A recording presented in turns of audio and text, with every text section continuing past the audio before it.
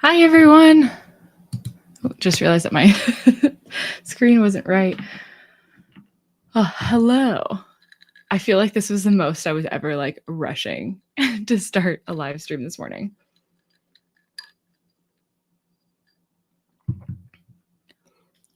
But I do have coffee already, so we're off to a great start. Also, Scout is eating in the background. She's still eating breakfast, so excuse her. She's actually been doing a great job lately of reading. Oh, I'm blurry. What do you want to focus on, camera? Because it certainly isn't me. And she's been doing a great job recently of eating with our other two cats, which is great. But we do still have to like keep an eye on it to make sure that, because she'll just share her food with others, which is crazy because she won't share anything else. Hi, Sam. Hello. Hi. Welcome. Yay. I'm so glad to see everybody. Hi, Amelia. Hi. It's a big day. It's a big day today because I'm going to be completely finishing one of the Herkiad squares today. Can anyone guess what that one is? I feel like I did talk about this right in the last live stream, what I might be doing today. Hi, Sarah. It's funny to read "Hey, Sarah" and then also say "Hi, Sarah." I swear it makes sense. But it does sometimes make me feel like I'm just reading that out loud and not actually saying hi to you back. Hi. Hi, Anne. Hello. Hi. Genres, great choice, because I am very close to finishing that one. And I could read that book that I have on my TBR to finish that one, but no. The 24-hour one, yes. That is exactly what's happening today. I am seeing how much I can read in 24 hours. Obviously, I'm not doing the way that some people do this challenge, which I so very much admire, but could not ever. You could not catch me doing this. Trying to stay up for 24 hours and reading. That's not happening. It's a Sunday. I work tomorrow. Like, I have like a full-time job that it needs way too much for me to be trying to stay up for 24 hours, even if it was like a Saturday. So yeah, maybe one day, but let's be real, probably not. I feel like I would need some external motivation. Like I'd need to like be in another country, or like there would have to like be something in addition to just reading that would like, because I couldn't be home and read like that. I would fall asleep immediately. But yes, I'm seeing how much I can read today, basically. So the way that the Herkiad rule is that you try to see how much you can read within 24 hours, but as soon as you fall asleep, it's over. And last year, the version 1 was to read at least 3 books, and one of them had to be a novel. But this year, it's not even that. It's just like whatever you can read is good. That's too many Sarahs. There's always too many Sarahs. Hi, Angie. Already afternoon here. Yeah, I'm just starting my day over here. Room full of Sarahs. Yeah, the best room to be in, honestly. I actually could do this as it's a big holiday here tomorrow. Oh, nice. Yeah, maybe if I had 3 days off in a row and I could do the middle one. I don't know. Please can you tell me in your videos? Oh, I did see your comment, but I saw it like as I was going to sleep last night. So this I feel like everybody's going to be like, wow, there's got to be a better way to do this than the way that you do it. And I'm sure that there is. But I actually manually put it in to my Canva things, and I like move it around and save new images in order to insert it. I know that I could probably do this on Final Cut alone, because that's how I edit my videos. I'm sure that there's a way that would be way easier to do it that way. But I started doing it the way that I'm doing it, and like I just can't not now, if that makes sense. So probably not the answer you wanted, honestly, because I feel like it's more cumbersome than it should be. And it's like a silly way for me to be doing it. But yeah, I literally just in Canva, I have a blue square that I move around to the square that I'm like actively talking about. I save a picture like that. I delete it. I save another picture without the square out on it at all because I need to show that again later. And then I just like Control Z and bring the square back so that it's like it still exists and it's the exact same size every time. I feel like that's such a stupid way to do it, but that's how we do it. I'm actually glad you asked on here too, because I was like, how am I going to explain that in a comment? I want to do a 24-hour reading while I was on vacation since I was mostly home, but then I didn't read it all. I have done. Well, very early on my channel, I did over a holiday weekend. I tried to read, and I did read all of the Lord of the Rings over a long weekend, which was like really one of the books a day. And that was already a lot. And then I think I did attempt to do a 24-hour reading challenge at one point. And like just halfway through the day, I was like, I don't want to do this. I just don't want to do this. I changed the prompt to finish 3 books in a week, not 24 hours. Yeah, that's really smart. That was very smart of you. I am reading my TBR Spin book, which was my only book I had with the landscape. It is To the Lake by Kapka Kasabova, maybe. And I'm finding it a slow read for me, too much detail, so just a chapter a day. Fair. Yeah. I started trying to read Infinite Jest again, and I was like, I need to spread this out. Like, I need to be trying to read like a certain amount of this a day, because if realistically, even if I am enjoying it, which actually the last little portion I read, I was enjoying it again. That book is giving me whiplash. I don't know how I feel. Oh, okay. We have Scout wants to leave the room, so I'm gonna be right back. And I also have to remove her food because this letting her out of the room means letting the kittens into the room. So I'll be right back.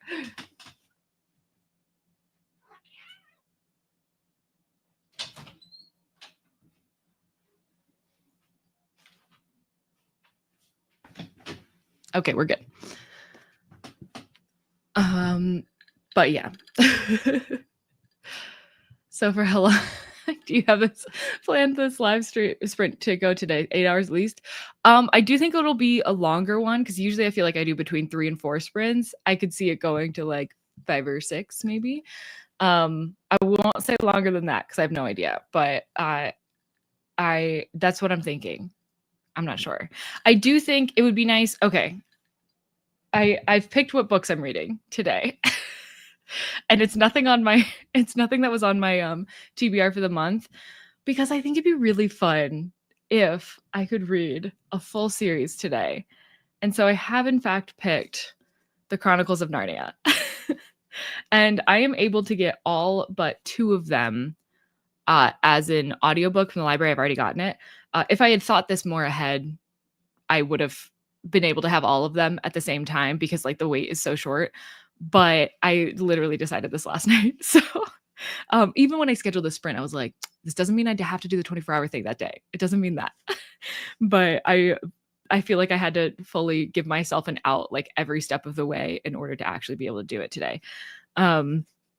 So what was I saying? Oh, but the first 2 that I'm going to be reading don't have an audiobook. So I feel like it'd be nice to do those on stream. And then after that, I can audiobook and also do crafts and stuff, which I feel like I'm going to need that break, which would be good.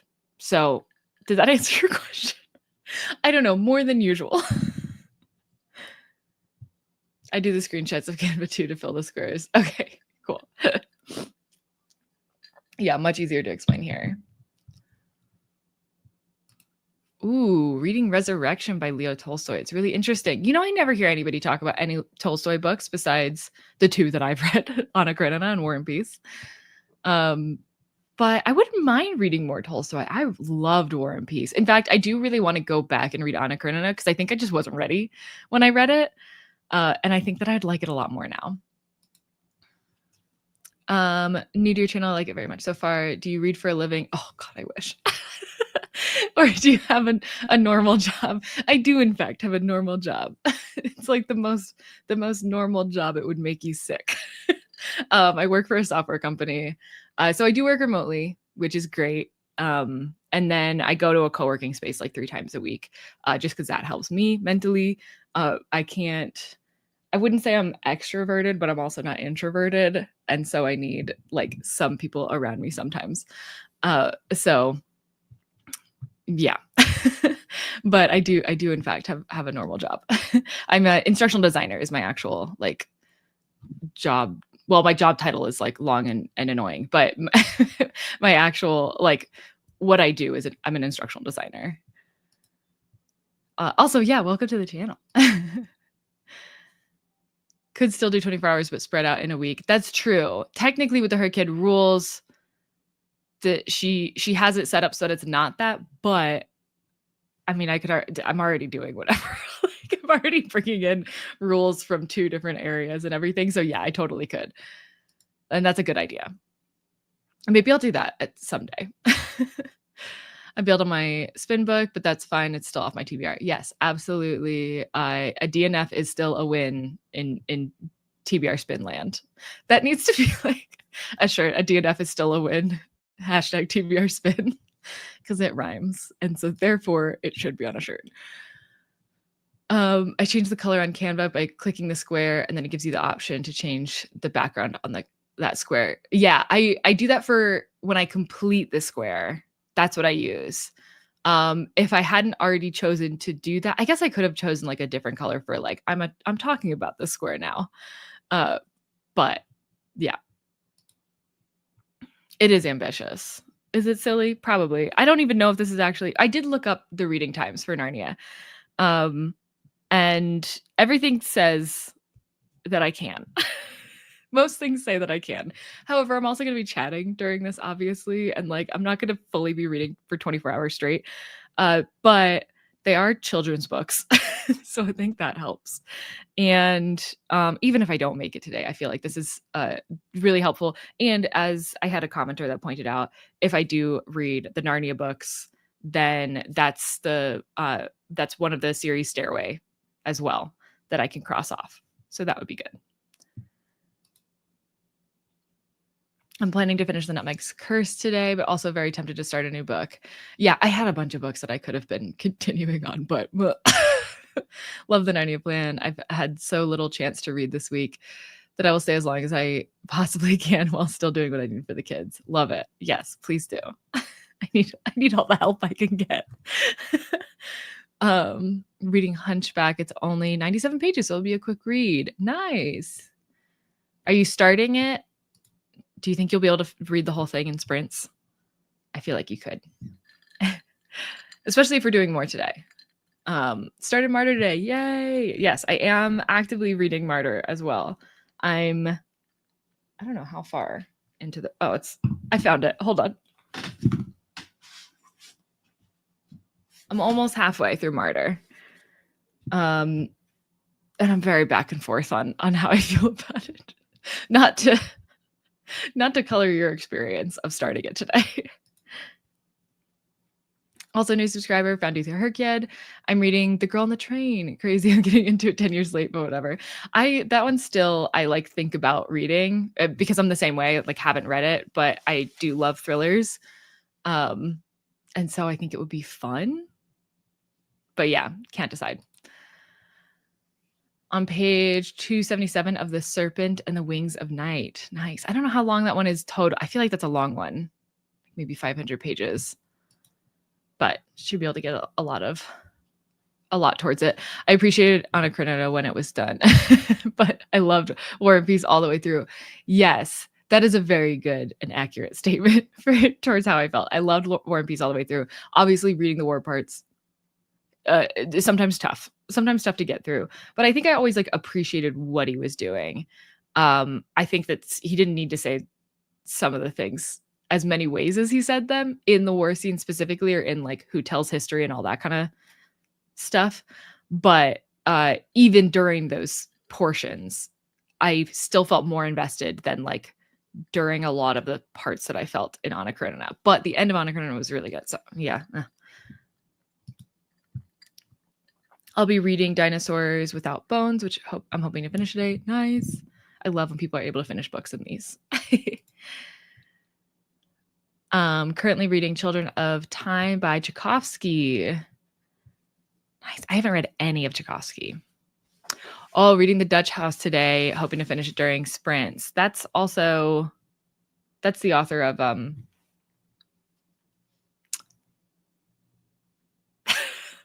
Tom Lake. Literally just read that. Oh, no way. I'm an instructional designer too, never met another that I don't work with.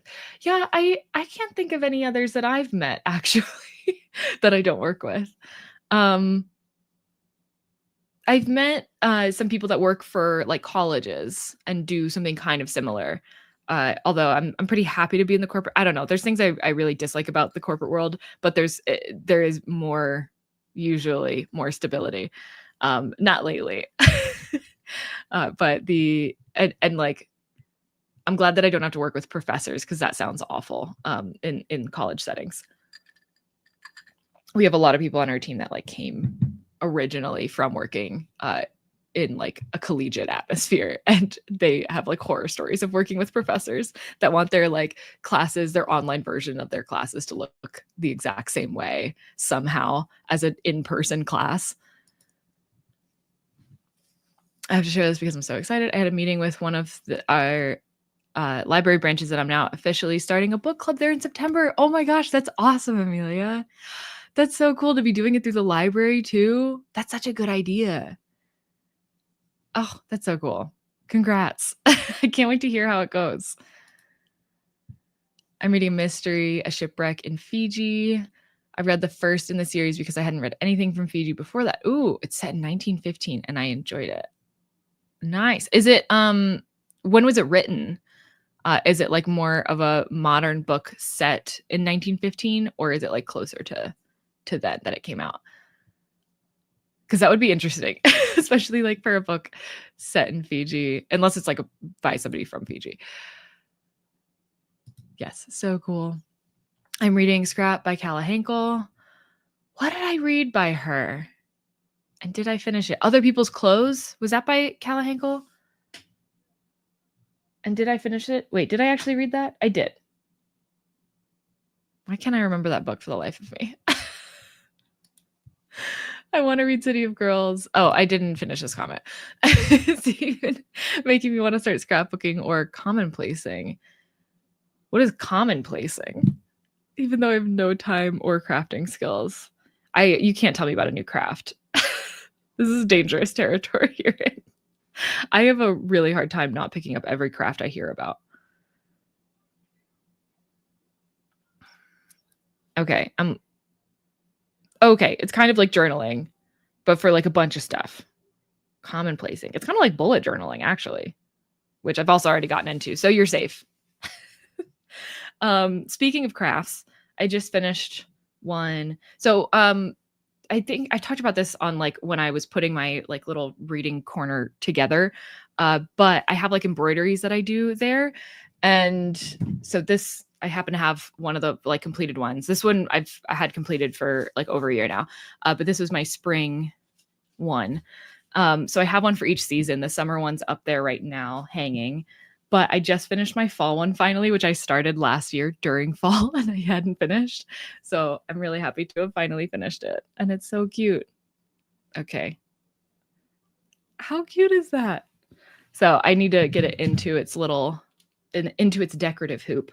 But I'm very excited about that. And I did just start the winter one too. So hopefully I can actually finish that before winter and have like all the seasons of embroideries done. The pattern I got from an Etsy shop, if anybody's curious.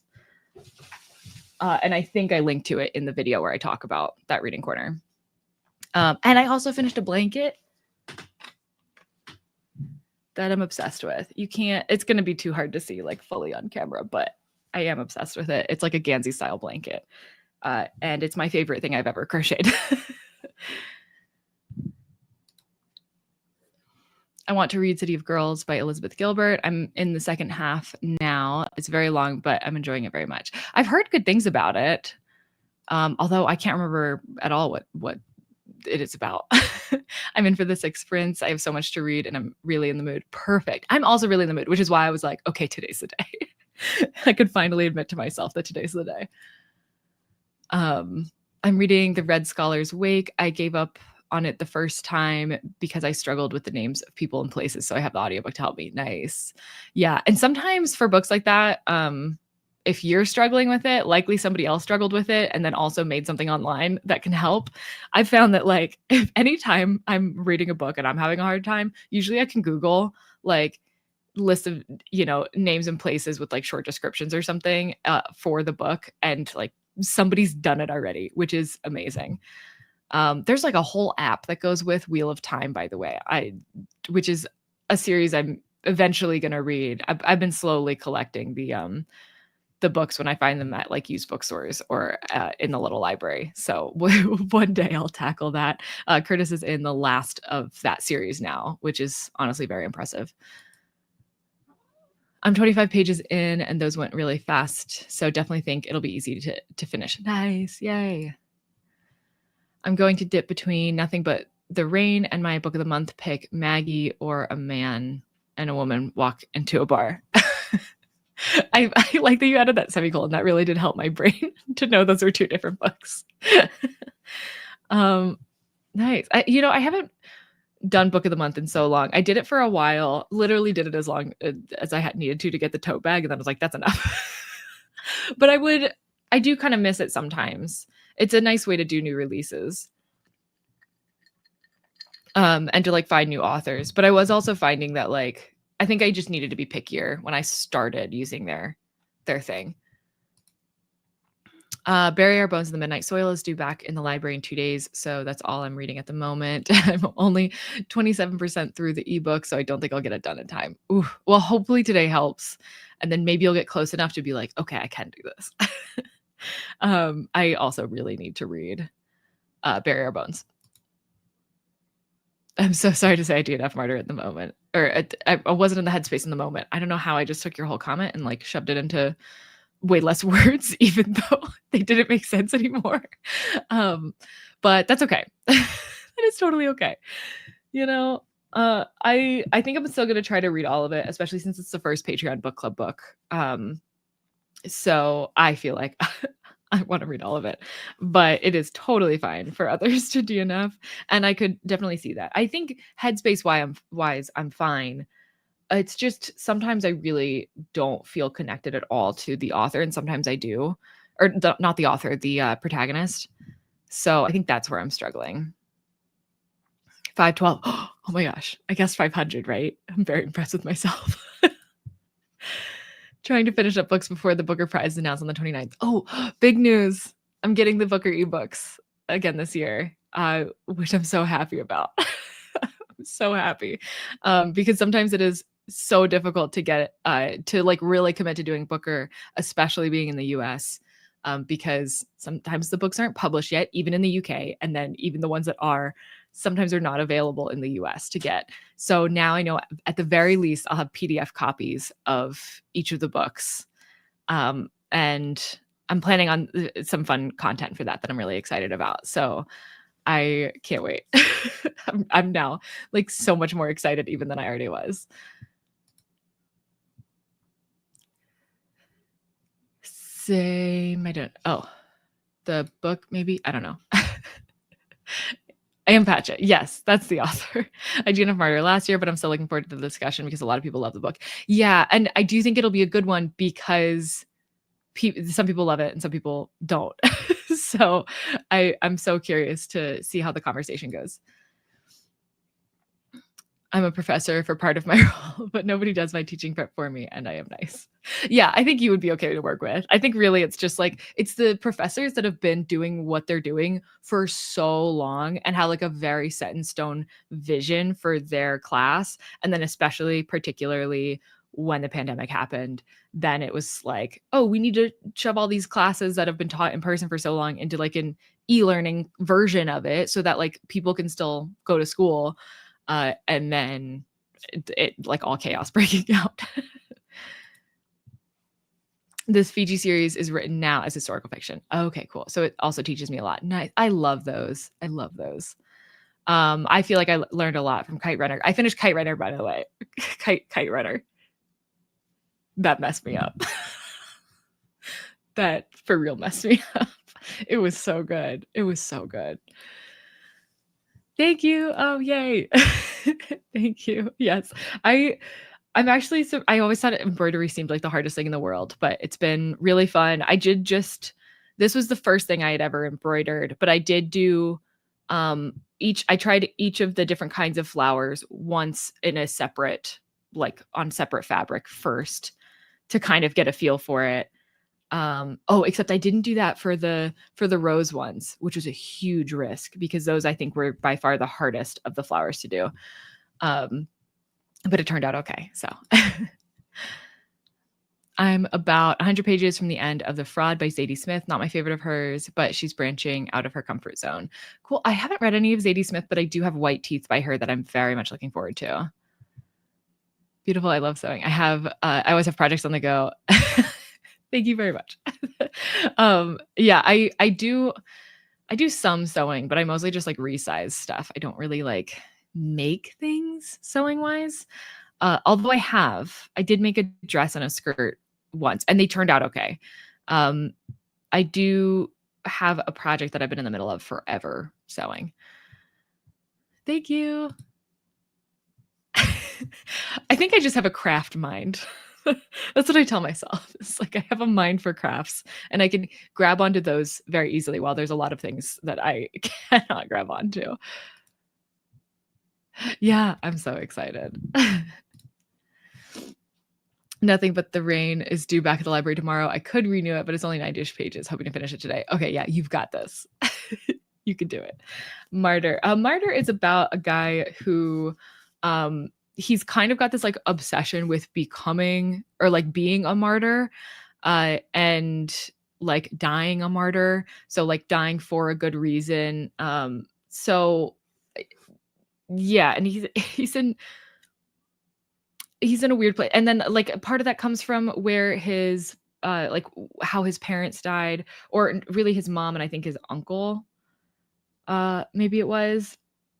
But yeah, so it's really a lot of him like thinking through that. You see him in like different stages of his life. I wish it didn't bounce around quite as much as it does. But it's told in a very unique way that sometimes I'm really into and sometimes I'm really not. Like there are certain things, like there was this one, he like talks about his dreams a lot. Or he did. I don't think he's talked about them in a while. But he was talking about his dreams a lot. And he like describes this whole dream between like his mom, where it was a conversation between his mom and Lisa Simpson from The Simpsons, which sounds so ridiculous. But he really like talking about how he always like made up these narratives in his brain. And then sometimes he could fall asleep and actually dream those narratives. And it would be people in his life that he knew. And then like some like random character. And that was one of them. And that conversation I like loved. That was where it like really like the very weird style really hit for me. And then other times I'm just like, no, I can't. Currently reading the Shades of Magic series. No, not a fan of Lila. Oh no. I love Lila so much.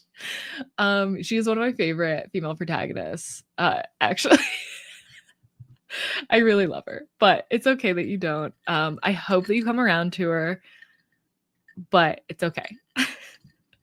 We are accepting here. Yes. Yeah. And then for everybody that does like what I like, so I write classes for people to teach online already. Very few. We just have like conferences that we do where I'll like write a class for one of the trainers to teach in person. Or sometimes I'll teach in person, but pretty rarely. I started as a trainer. I hated it. I was not good at it. I did not. Well, okay. I think I was good at it. I got good feedback. But I hated it personally. I was way too anxious about it. I was stressed all the time. So every once in a while I'll still teach for a conference, but even then. So really just the conferences stopped. So it was okay for me, but I have coworkers that worked in the academic space during that time and had to like flip tons of live classes to e-learning during that time, which was, oof. I struggled with Martyr because I found some chapters uninteresting, but I ended up liking it a lot once I finished. Ooh, okay, this gives me hope because that's kind of how I'm feeling right now. Was so important for Kite Runner? Great question. Also, the prompt is air. I feel so silly that this whole time I kept saying wind. It's literally just because I wanted to say earth, wind, and fire over and over because great band. That's just a great band. And so I thought that so strongly in my own brain that I kept writing wind everywhere and saying wind, but actually it's air, which makes so much sense because it's Avatar. And so it's Avatar: The Last Airbender even. It's in the actual title of the show, but I kept saying wind. But either way, yes, I think that it counts. They did fly kites, and it was great. Also, Curtis and I got into flying kites like as I was reading the book, so that was fun too. Morning, Nadeem. I'm jealous of the book or ebooks. Yeah, they're not even calling them ebooks is almost a stretch because they are literal PDFs. So like the way they show up on your like Kobo or Kindle or whatever e-reader you have is like it doesn't change. You can't change the font of it or anything. So it's not the best way to consume it, but the fact that I do have a way of reading each of them is like incredible. So I'm still going to be trying to get them in other ways.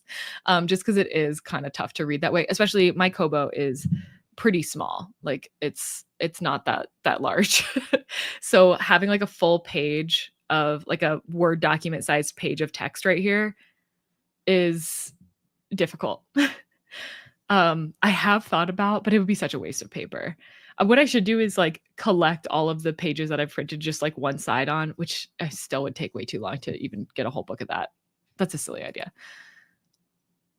I'm currently reading Crown of Midnight by Sarah J. Maas. Oh, is that in?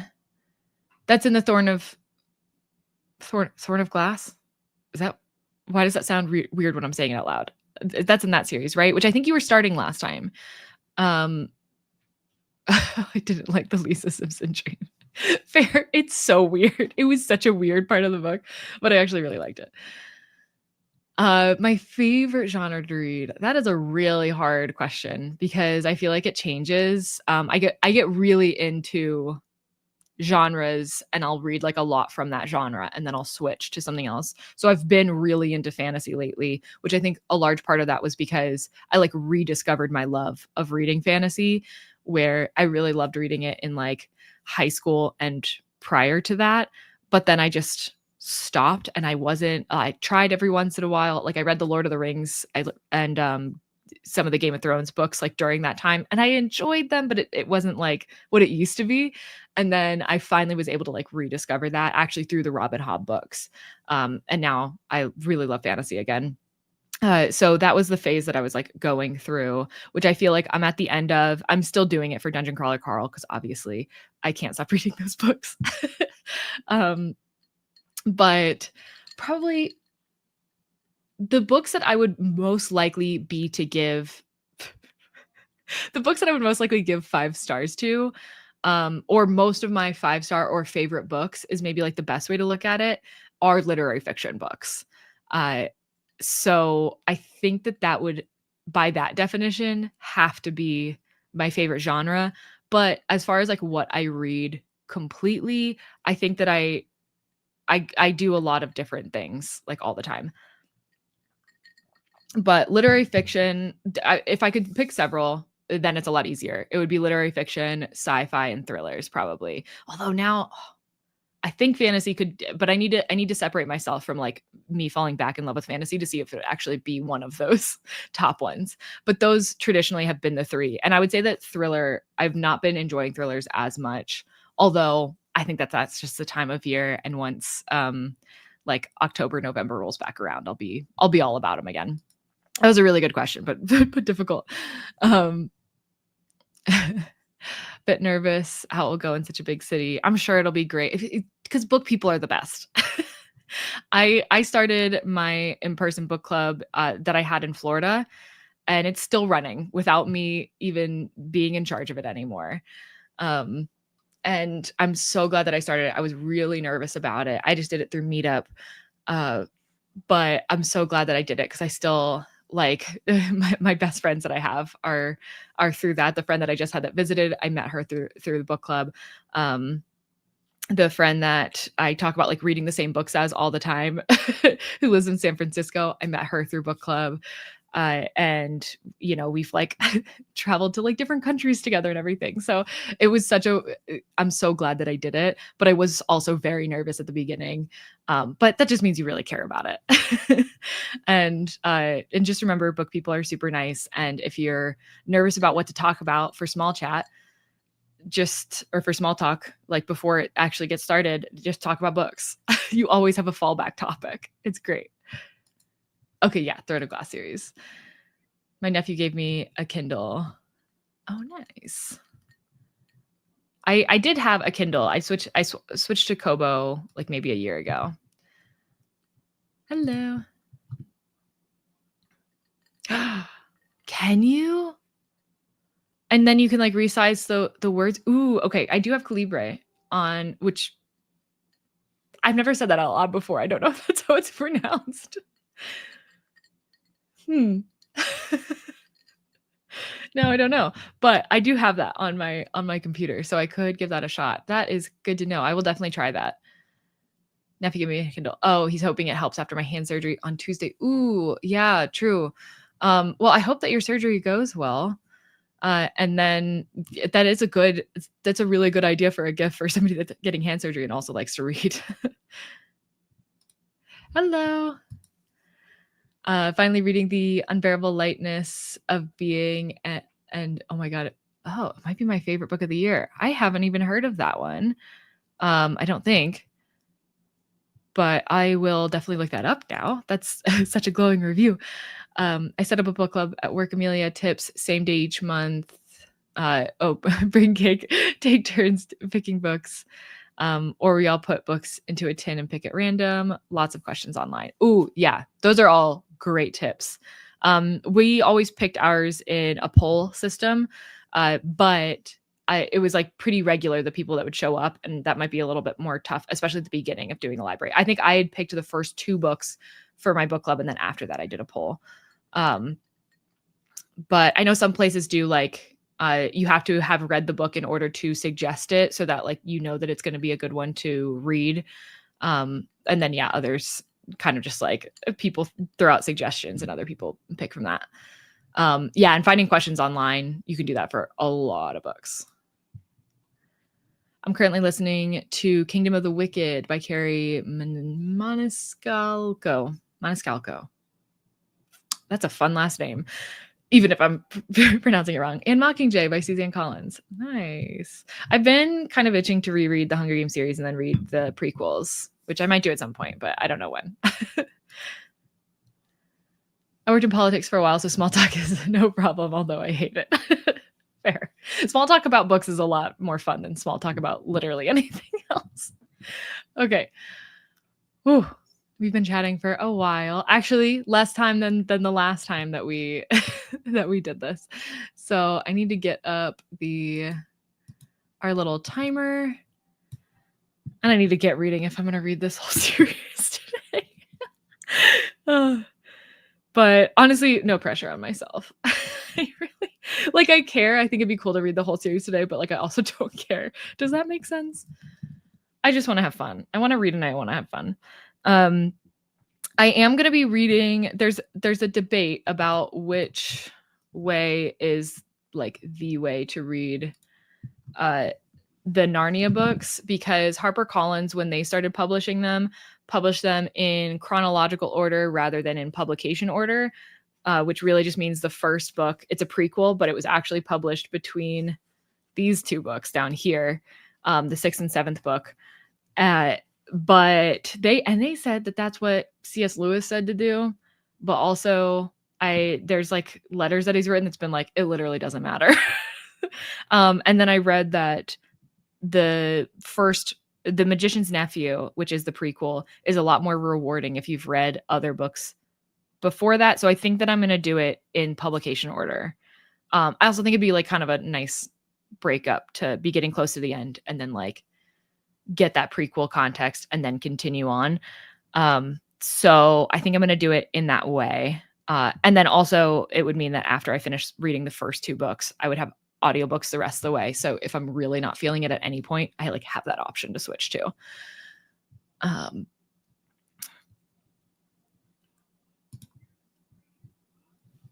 Okay.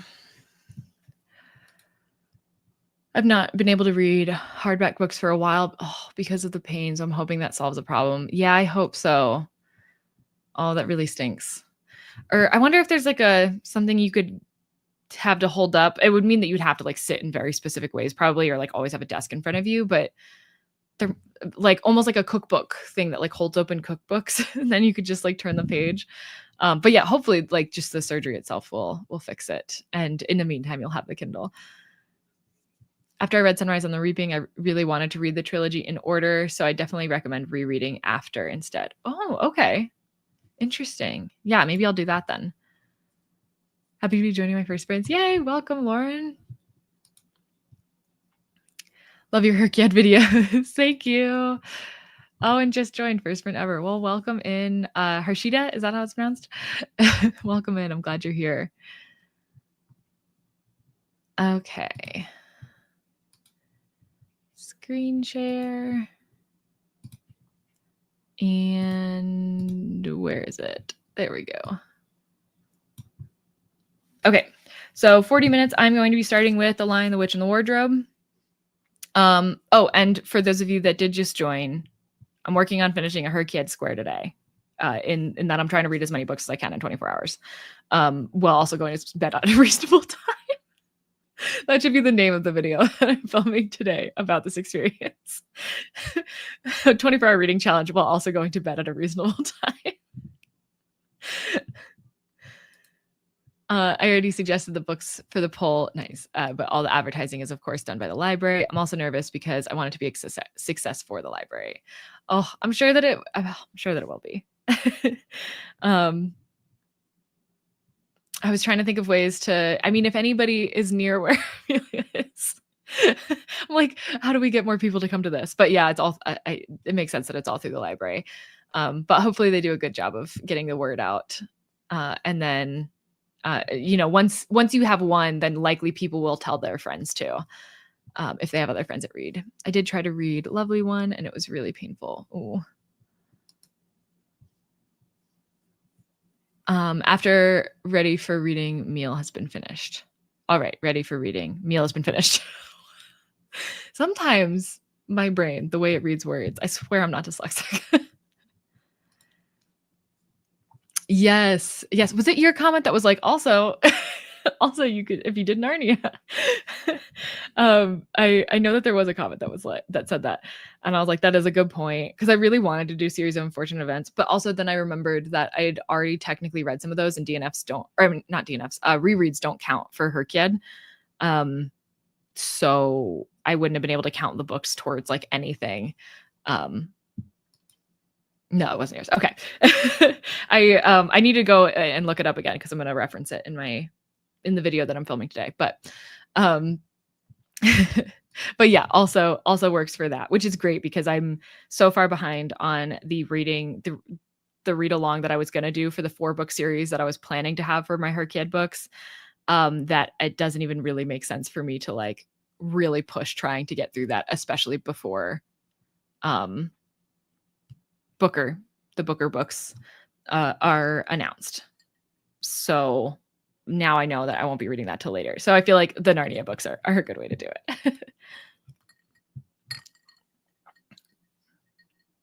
Okay. Yeah, you've got this, Amelia.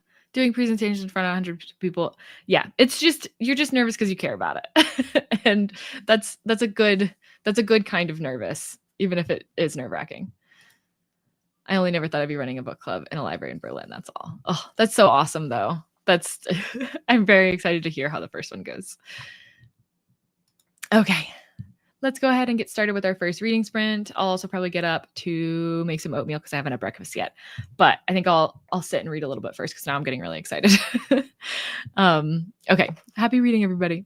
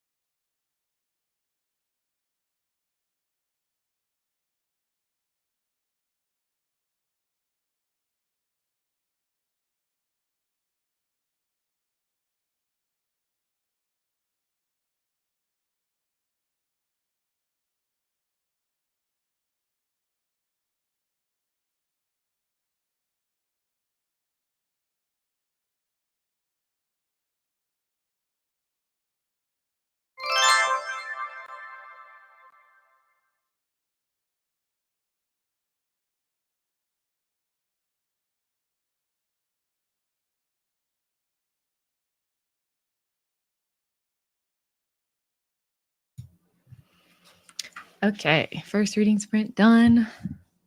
How did everybody do? Joining with Daisy Jones in the 6. Nice. I have such fond memories of the Narnia books. My mom read some of them to me when I was little, and I've read a couple of them to my daughter. Lewis has such a gentle, conventional tone. He does. Reading 5 Broken Blades this evening. Nice. Didn't understand the allegory as a kid, but it's interesting rereading as an adult, even though I'm not religious. Yeah, it is funny, like, hearing them refer to the children as, like, are you a daughter of Eve? Are you a son of Adam? For saying that they are humans. But so far, that's really all there's been religiously. But I did know about that before going into these. I've only read one other C.S. Lewis, I think, which was oh my gosh. Alice in Wonderland. Alice's Adventures in Wonderland. That's the actual title. So it is very simplistic writing, which I think makes sense for like the age range it's written for. But now that the plot is like more kicking in, I don't know. I really don't like Edmund. He's kind of a jerk. I hope he gets better. But I made it to 48 pages in. But I did spend a good amount of that time making oatmeal.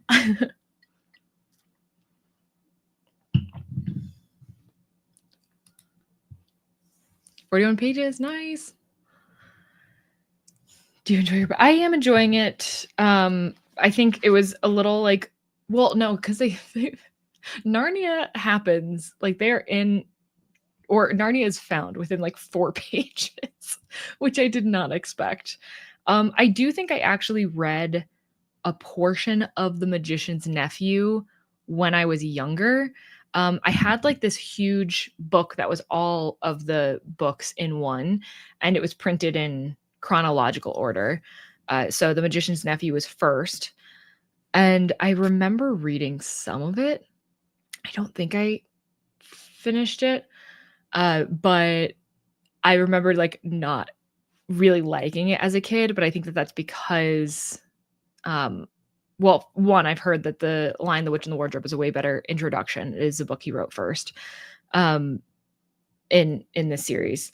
And then two, I think it's probably because like I was waiting for Narnia to show up. And that book is a prequel. So it might end up showing up at some point in the book, but I didn't make it to that. So I was, yeah, not super into it. But now it is kind of crazy that I could have just like started reading with this one and seen Narnia like basically immediately. But I'm curious to see where it goes. It seems like we are already so far in for like not a ton to have happened. It's really just like about this discovery.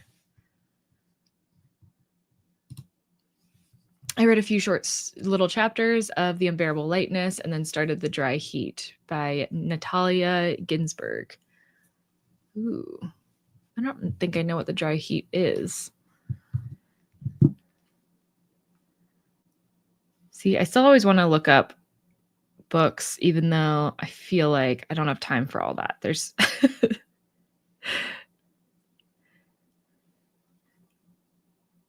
oh my gosh, I love this cover. It's so pretty. Okay, how are you liking The Dry Heat? I want you to like it because I want to read it as well because it looks awesome. Got about 20-ish pages done. Nice. Great job. That went so fast. It really did. I am still reading The Things That We Lost. May well finish today. Excellent book. Finished Sweet Heat. Nice. Ooh, great job. Yeah, I love when I like finish a book and then I'm like fully into another book right away. Read about 25 pages of Possession. Awesome. Ooh, 35 pages of Dutch House. Good book. I just kind of felt mediocre about Tom Lake, which again, I think is a me problem. I don't think it's a book problem. It's a good book, and I can see that it's a good book, but I just didn't feel super connected. But then it's making me like rethink if I want to read like The Dutch House and stuff. 30 pages of When the Tides Held the Moon. Awesome. It took me an embarrassing amount of time reading to figure out that the book I'm reading is about space pirates or spaceships and not regular pirates on ships in the ocean. That's really great. I'm glad you figured it out. I want to know what gave it away. What was the thing where you were like, oh, space? I got a couple chapters done. Awesome. 19 pages, but I was still hungry and made more food.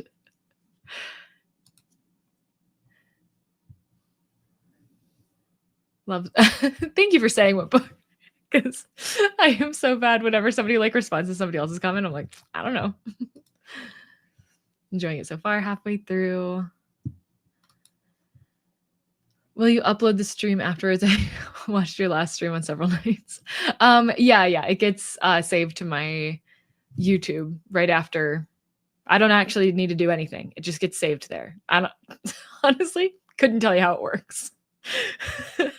I thought that I was gonna have to do something, and then the first time I did it, at least through StreamYards, it just like automatically updated. And I was like, all right, cool, I'm good. Got to page 60 in Nothing But the Rain. Super fast read. Only about 30 pages left. I think I can finish this book in the next sprint. Ooh, you got this. It's fantastic. You'll be hooked by the first line and it won't let you go. Oh, okay, great. Hello. Oh, yay. First time catching Sprints live. Welcome in. Yeah, usually this is about the time I would say that I usually sprint most weekends. And next weekend we're sprinting again because it's TBR spin time next weekend, which is very exciting. What do I have left? It's going to be tough I'm kind of hoping that I get a short one because we'll be in full Booker swing by the time reading it. Although I could maybe read it before we start Booker, depending on, I'm just worried it's going to be like American Psycho, and I'm just not going to want to read that one right now. Got to chapter 32 of 5 Broken Blades. Great job. Reading Overgrowth. I don't think I know what Overgrowth is. In my head, it made me think of The Overstory, which is a fantastic book. Oh, Shauna McGuire. Does she write under a pseudonym? I don't think I realized that.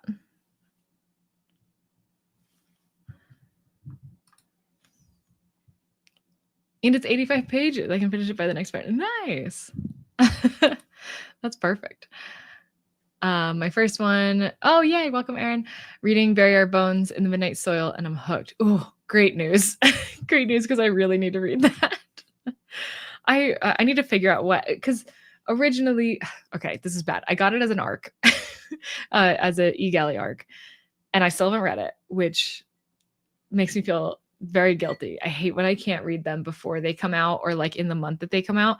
But now that I haven't, I have even less motivation, because like right now I'll read, I'm with her kid, I'm doing the books like as a new release for every month, which also totally forgot that Ruth Ware's new book comes out this month.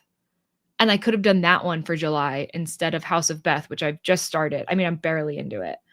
But it also is an ARC that I got. So I'd like to read that one, even though I really, really, really want to read the Ruth Ware book, because it's a follow-up to The Woman in Cabin 10, which is one of my favorites of hers. She's a little hit or miss for me, but I really loved The Woman in Cabin 10. Anyways, none of that matters. Basically, I need to read Bury Our Bones, and I have no idea what I'm going to do it. But every time I hear somebody talk about how much they like it, it makes me want to read it more. You're yapping. I'm yapping. And I love hearing about books that people are really enjoying. So feel free to yap away. It said something about someone being outside the ship without an unreality suit. And that made me pause and Google if it was about a spaceship. Love that. Yeah, that is a good giveaway. Unreality suit. That's crazy. Also, first time here. Hi. I'm gonna read Wayward by Amelia Hart. Oh, I do want to read Wayward. I don't know if it's too cozy for me. Is that cozy? Is that cozy fantasy? There's one book that I think is more cozy fantasy that I do want to try, or cozy romantasy maybe. The Ornithologist's Guide to Something, whatever that book is. There's 2 books out in that series now, but it seems like something I would like. So I kind of want to try that. I didn't read a word because I talked to a friend, but now's the time. You know what? That's good too, though. Got to make time for that. I have been looking for some new to me sprints to hang out in. Glad to have found these. Oh, good. Have to pop off for something shortly, but we'll make sure notifications are on for your channel. Great. Yeah, we'll be back here next week about the same time. So, and then that'll be for TBR Spin, but the sprints, we still just do reading sprints after we do the spin. So even if you're not partaking in TBR Spin, you can still just be here for the sprints. Yes, I love my group. I love the group here. There's so many great people, so many great book recommendations. It's awesome. I have so many books that I have read, but I think ordering a new book will make me feel better. That I have not read. Like, that doesn't make sense. I have so many books that I have not read, but ordering a new book will make me. I think you deserve it, especially getting surgery. Come on. I agree with this. I back this idea. I had Stillborn as an eGalley arc back in 2023, and I only just got to the book this spring. I forgot I had it. Yeah, I have one of those as well. Plastic by Scott Guild. I've had for a really long time. I really need to read that. I'm also trying to do Herkid, and we'll have to double up every book if I'm going to have any chance to finish it. Oh yeah.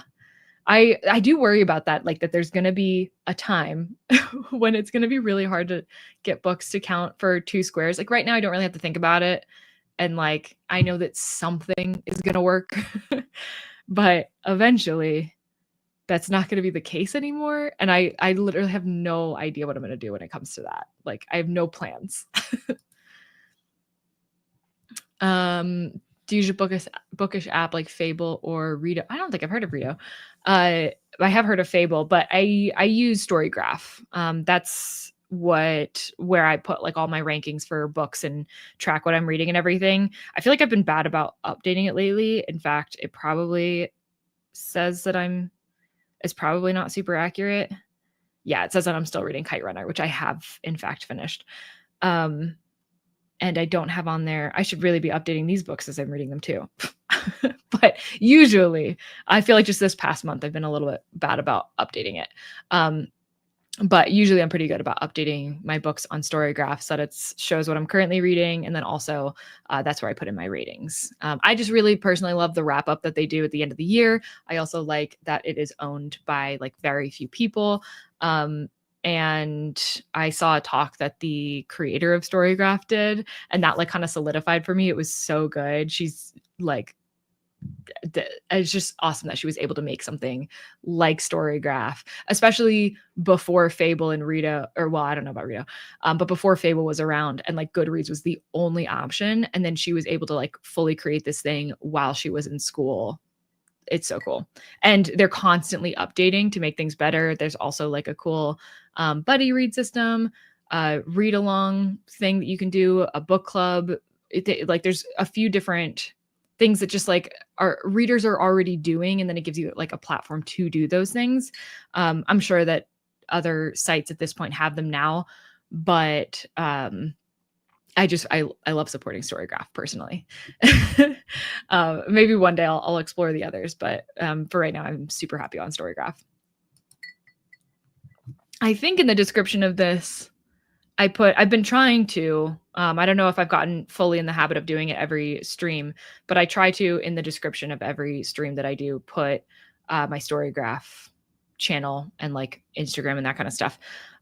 So if you can't find it there, then it's definitely in whatever the last video I published was, which would have been Her Cat episode 3.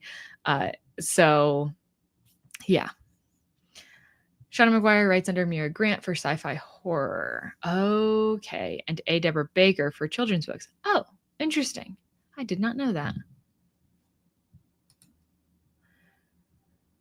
Oh, do you think nesting will be on the Booker list? I could see that being on the Booker list. Yeah, I still haven't like fully gotten into looking at like what other people's predictions. I've started saving them on like both Instagram and YouTube to like look at later because I can't. But I could see nesting being there for sure. I'm really bad at predicting long lists, by the way. I've never been good at it. I have a very good track record for predicting the winner of Booker or International Booker for some reason. But I'm very bad at predicting what is actually going to be on the list. Once I've got the list, though, generally pretty good at figuring out like what the winner could be. I mean, I kind of feel like I've gotten lucky, but I think the only one I didn't get was the first prize, which really my prediction was the one that I like. Well, it wasn't the one I most wanted to win. It was this one that I second most wanted to win, but I thought could more likely be the winner. But I think if I was more realistic, I probably would have picked Shuggy Bane. Or maybe it's just easier to say that in retrospect and I wouldn't have, I don't know. But that was the winner from that year. And that's the only one I haven't gotten right. Wayward is not that cozy, actually. Oh, it has some pretty graphic scenes, abuse, witch trials. Oh, I don't think I realized that. Okay. That makes me want to read it more. It feels weird to be like, oh, it's got graphic subjects. I'm in. But I do like, diving more into like serious topics. Okay, that's good to know. Thank you. Reading Alison Saff's Wings of Starlight, 77% through. Oh, I don't think I've heard of Wings of Starlight. Sounds like a fantasy. Are you liking it? I love Storygraph, but definitely no, I don't use it to its full ability. I love that they're always working on improving it and listening to users to see what they actually want. Yes, especially after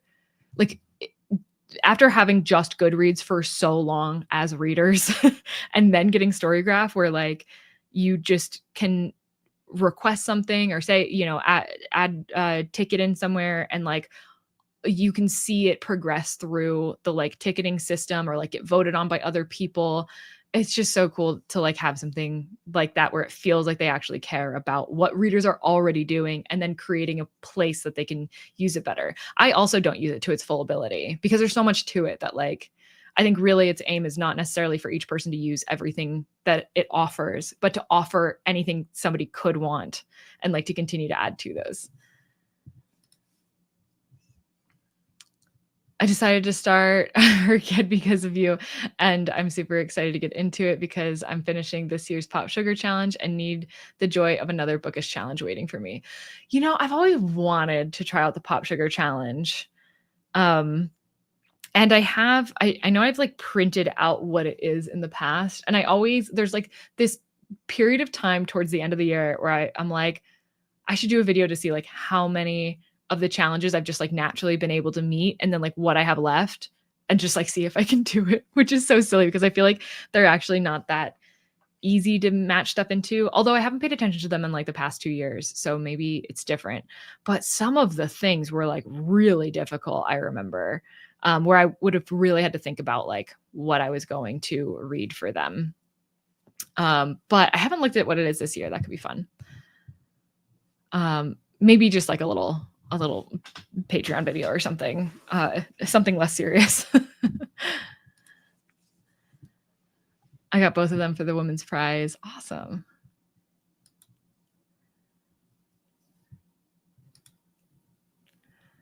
I understand completely. Also like heavier to read about subjects. Okay, cool.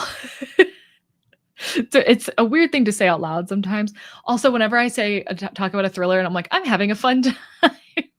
and it's like literally murder happening. Like, I swear I'm not crazy. And when I say fun, I mean like thrillers are meant to be fun. I don't know. There's some things that I say like as a reader that when I think about like out of context, I'm like a little weird to say. Um, Goodreads started stealing ideas from Storygraph. So that's how you know they are doing something right.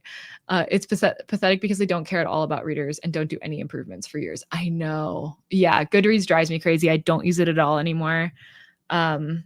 Like technically I still have a Goodreads that's out there, but it has not updated. I don't even know how many years it's been since I stopped using Goodreads. I wonder what book it still says I'm reading, because there's got to be a book on there that it's like I never said that I was done reading, which is kind of funny to think about. I'm less organized and not planning out prompts. Yeah. Oh wait, what? Oh, this is the Pop Sugar. Okay, yeah. I'm worried about when we get closer to the end of the challenge, and like right now everything's just so easy with her kid. It's like, oh yeah, easy, do this. And like some things I'm like trying to be more cognizant of and trying to read things that are going to be like harder to get later. But for the most part, I would say still majority of the books that I'm reading are just books that I already wanted to read anyway. So, and where I didn't think about it. And it's still kind of just like working out. But I know that won't last forever. Yeah. I didn't realize that Goodreads started stealing stuff from Storygraph too. It doesn't, on one hand, it doesn't surprise me because like obviously they're going to steal like what works because they're them. But also it does because I'm surprised they're doing anything, like changing it at all. They must have finally seen like other apps and websites and things as an actual threat. Because for so long when there wasn't anything else, they just didn't care. And I mean, they still don't care. They just want to be on top. I'm enjoying Wings of Starlight quite a bit. It's a fantasy and it's a Disney book based on the Tinkerbell fairies universe. Oh, cute. Oh, I used to love Tinkerbell as a kid. I feel like if those, because I was too late for or too old by the time the like stuff with like multiple fairies came out, or I was like right on the cusp because I remember being like, oh man, this is pretty cool, but also just like aging out of it at the same time. But I feel like if that had hit better, I would have been so obsessed with those characters. Yeah, I kind of forgot about Pop Sugar. We'll have to just take a peek. I don't think I'm going to do it, but I think it'd be fun to look at. I'm trying to finish another challenge so I can focus on her kid, but this means I'm down to the harder prompts. Reading with other people is definitely helping me get into it. Ooh, okay. What other challenge are you finishing? On TV shows, I also like more heavy subjects. My friends make fun of me because it's sometimes dark and drama, etc. For TV, I actually much prefer, I'm like the exact opposite. I really love comedies. I will watch other stuff, and there are things that I really like. We just finished watching Andor last night, and I think I cried like 3 times in that season. That one had me messed up. I don't even watch like all the Star Wars stuff. I couldn't remember Rogue One for the life of me. Forgot that guy was the main character in Rogue One. But it was a lot of fun to like we watch the ones that have like really, really good ratings, but like we're not going to watch every Star Wars thing because there's too many now. But and then like Severance, I love Severance so much. So there are some like serious shows that I do like, and I do tend to like them when I do watch them, but for the most part, I gravitate towards a lot lighter stuff for TV, and even movies too. I really stick to comedies for the most part. But books, different story. Completely different story. I stopped using Goodreads in 2020 and only keep the account as an archive. Yeah, I think probably about 2020 for me as well, actually. Because it wasn't long after I started my YouTube channel that I stopped using Goodreads. Yeah, the only thing that I was holding on to in the end too was really just that my friends were using it. But then I never really used the, like, social aspect of Goodreads anyway, which I think is what keeps a lot of people into it. So I was okay with that. And I like how on Storygraph, if I just, like, click a book, then I can see the ratings that people I follow and I'm friends with have given it. But then, like, outside of that, I don't really do like, I don't look at, like, what other people are reading or anything, or, like, the updates and stuff.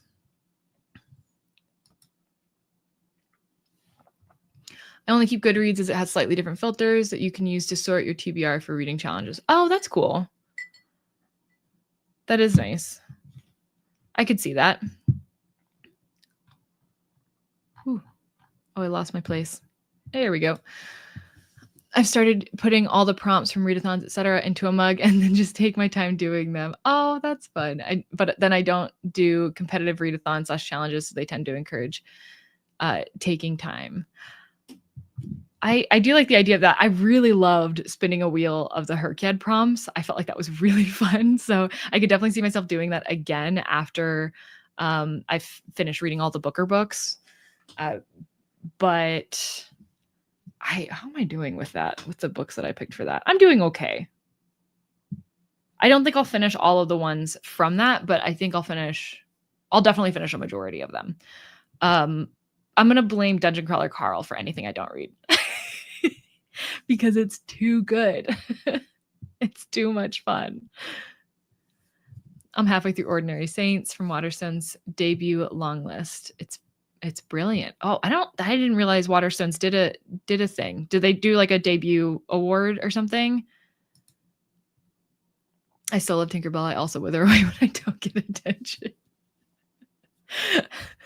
That is kind of a hilarious aspect to her personality. He inspired me just to delete my Goodreads account. I don't want Amazon to be able to say I have an active account anymore. Technically, my account is still active. I just don't use it. But yeah, I mean, fair. I also try not to use Amazon anymore, which I know isn't possible for everybody living in every place. But for me, I do have access to a lot of things. So I feel like it is something that I can do. I've been using Storygraph forever now. Anyway, why hold on to the nostalgia? Oh, awesome. Love it. Right, definitely off now. Lovely to meet you all. Yay, yeah, thank you for coming by. Hope to see you again. A friend of me made fun of me because I read Victorian Psycho as a palate cleanser and light read. I mean, it's such a quick book. I've started using Pagebound too. Oh, I don't think I've heard of Pagebound either. It's more like Reddit, so you can upvote reviews and discussions, which is kind of fun. That is neat. Oh, I do kind of like the idea of that.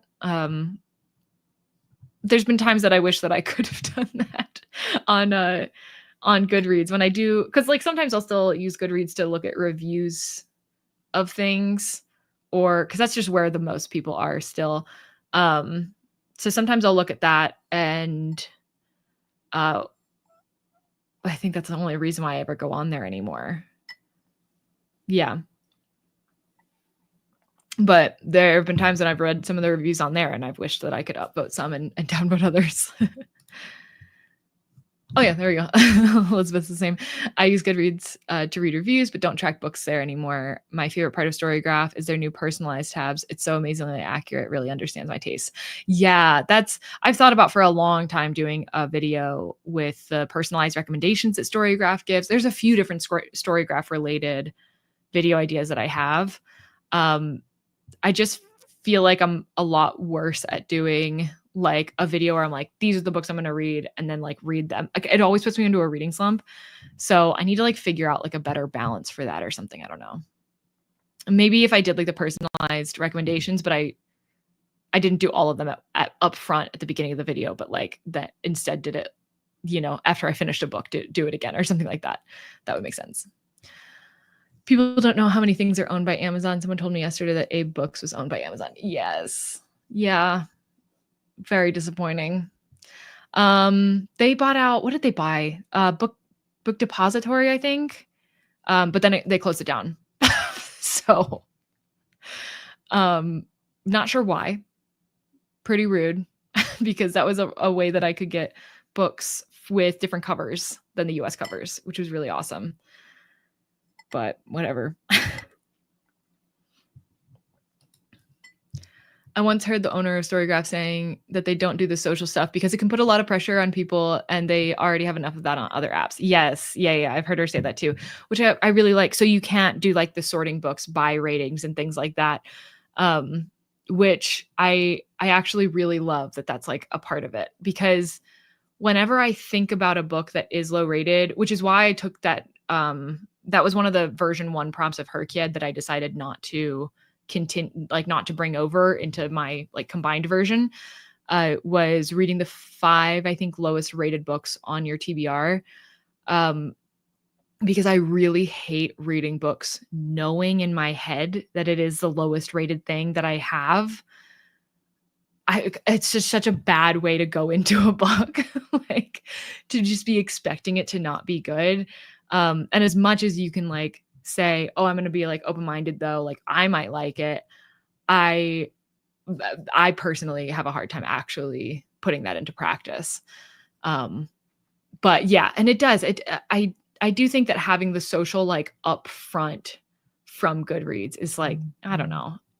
And it feels, Goodreads, I think, feels more not performative. I guess that's the best way I can describe it. Not to the same extent as like Instagram or like other places can feel that way.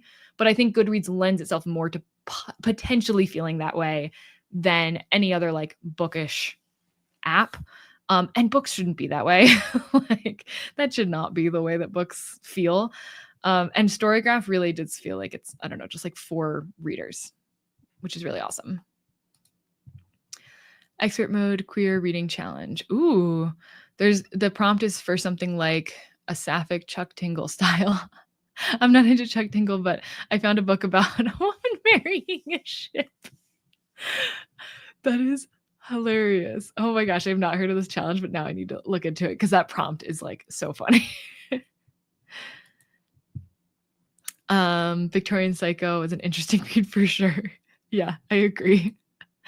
I would love if you do a Storygraph related video. Okay, cool. It's good to see. I feel like I'm seeing a lot more of like other people just like being on Storygraph, even outside of just like BookTube, because I feel like it's been more popular here, but now like people I know in real life that read are also getting Storygraph. So it's nice to see. Book Depository was the best for international readers because they had free shipping. I know. It was great. It was wonderful. There's also some nasty stuff going on Goodreads because you can comment on reviews. Yeah, and it really leads to like a negative feeling space, which I don't like. They bought Book Depository years before they closed it, but I was buying books there, so I missed it a lot. Yeah, I think there was a couple times after they bought it that I still got books from there because I wanted a different cover. But I already lowered it a lot when they bought it, and then obviously it's gone now. I'm going to read the 5 lowest. My friend made a good point that sometimes it's not a popular book like TikTok books that are so overhyped that they get artificially high ratings. That's true. And it is kind of funny that like low rating on Goodreads is typically like 3 point something stars. Which to me, if I rate something like a 3.5 stars, that's a good thing. Like that's still good. It still means that I mostly enjoyed myself. But yeah, I did look up what my lowest 5 books were because I was planning on doing version 1 of Herkiad before I realized that version 2 was about to start. And yeah, so now I just know that.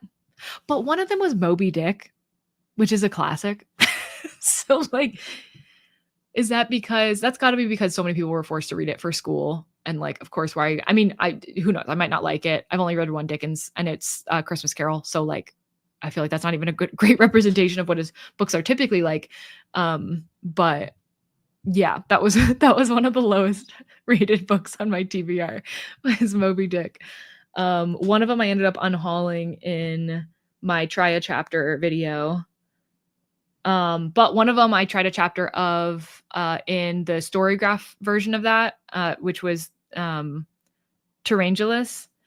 And that one was also one of the lowest rated, but I actually really liked the start of it. So, and then I know I at one point knew the two others, but actually I don't even want to think about it because I don't want to remember. But that is a good way to think about it. And I do think there's a lot of different complex reasons why books could be rated lower than they otherwise maybe warrant. I really like the chat here. I love the conversations about books. I only have one friend in real life who shares my interests, so it's nice to meet other people with the same hobby. Oh, yeah, I'm glad you're here. Yeah, a lot of book chats here. Yeah, actually, the chat is so fun today too. I feel like we've covered so many topics, all book related. I'm such a contrarian when I see a book with a low rating. I feel like I'm going to love it. Sometimes I feel that way, but I feel like it seeps into the low rating thing seeps into my head too much. But I do really love, like, there is something about like loving a book and then going to all the ratings and then seeing them low and you're like, ooh, maybe I just found something special about this book. The only reason I keep my Goodreads is to track where I am in the book I'm currently reading and browsing the book giveaways and browsing new releases. That's true. Book giveaways, they do that there. They do have them on Storygraph, but I've never actually participated in them. Yes, you've come to the right place. Now you have a bunch of new friends with the same interests. Blackwell has free overseas shipping and it's not owned by Amazon. Oh, I did get a book from Blackwell's before. I kind of forgot about Blackwell's. I think that I usually think about it when it's Booker time. Oh, yes. Book Depository was great for translated books. Rest in peace, Book Depository. Chuck Tingle has amazing titles. Yeah. I work in finance, so I can explain why Amazon did that to Book Depository, but not in a short comment. Oh, I'm curious to hear though. But for recommendations, I use Storygraph. Yeah, I think recommendation Storygraph's a lot better. I think Blackwell's does free shipping worldwide from the UK. Ooh. I've been part of Storygraph since the beta stages, but I've never been able to figure it out. It's just too much of what I use Goodreads for. That's fair. There is like a way to import your stuff directly over. And then I think like the updating reading percentages, especially if you haven't tried it in a while, because obviously, as you said, like they make updates all the time. So if you haven't tried it since the beta stages or like since shortly after, it probably is a lot easier to use than that. Well, no, I know it's a lot easier to use than that since then because I've been using it for all that time. But they do have a method to just import what you've got on Goodreads in there if you haven't tried that already. And then I do know that some people, though, that read on a Kindle, that's a big reason because it'll automatically update their like between their Kindle and Goodreads automatically updates because they're both Amazon. So obviously that ease of getting that updated, I get that.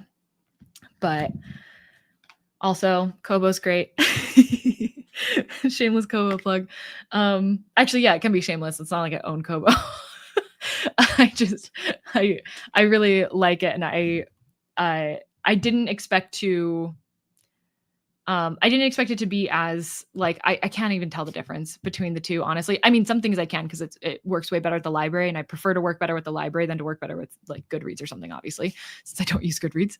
But I like actual reading experience is very similar, and I trust that as like they'll also continue to get better. And I have like one of the most standard version of the Kobo. Because I don't super need all the bells and whistles. Although they do have ones that have that too.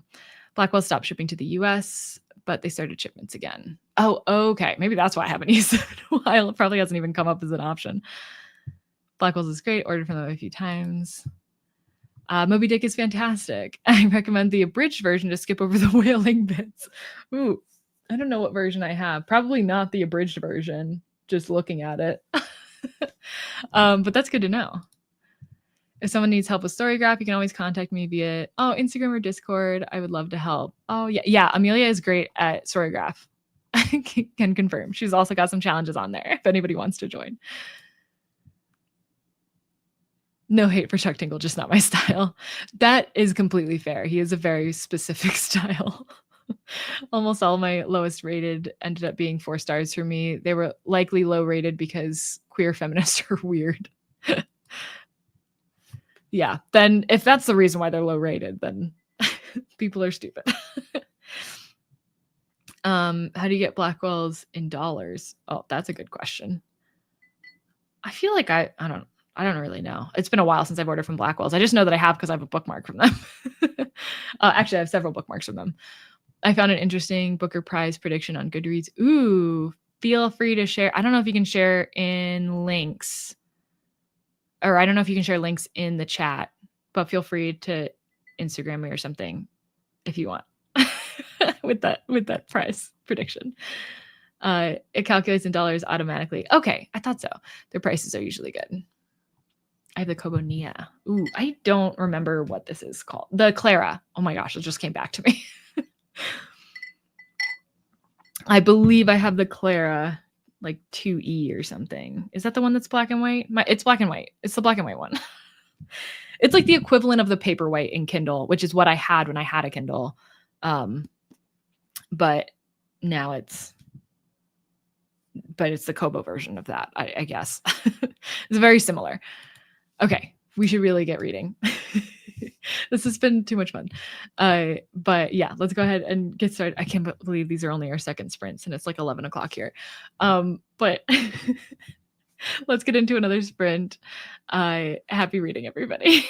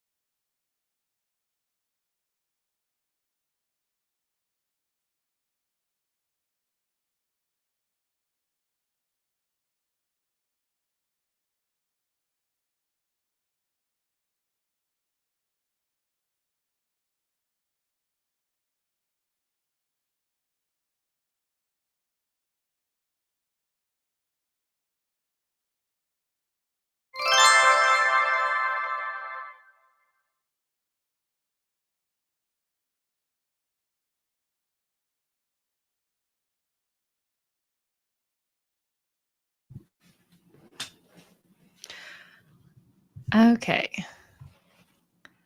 Second sprint done.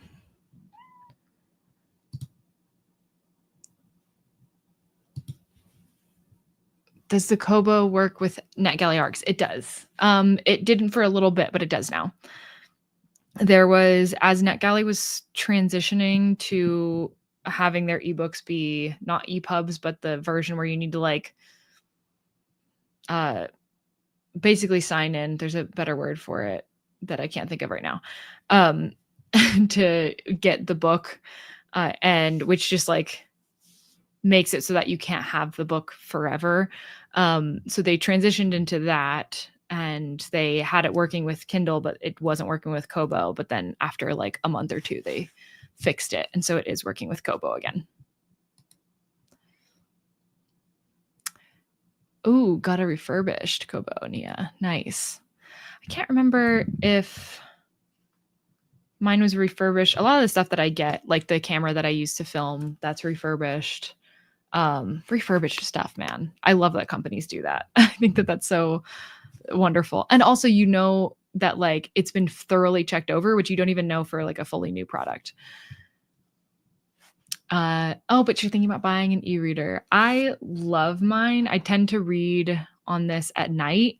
That's like the main time that I'll do it. But then also when I'm going to like my co-working space or when I'm using the train or something, it is really nice because sometimes like when I'm reading something like Martyr, it's not such a big deal because it's like a tiny and light book. But sometimes I'm reading something like, I have too many books around me.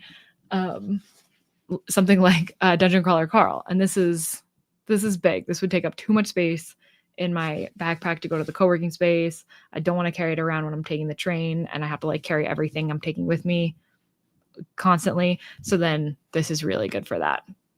And also for longer, if you're going on like longer trips and you'll think you'll, finish a book and then you don't want to think about what book you want to read next because you never know what you're going to be in the mood for.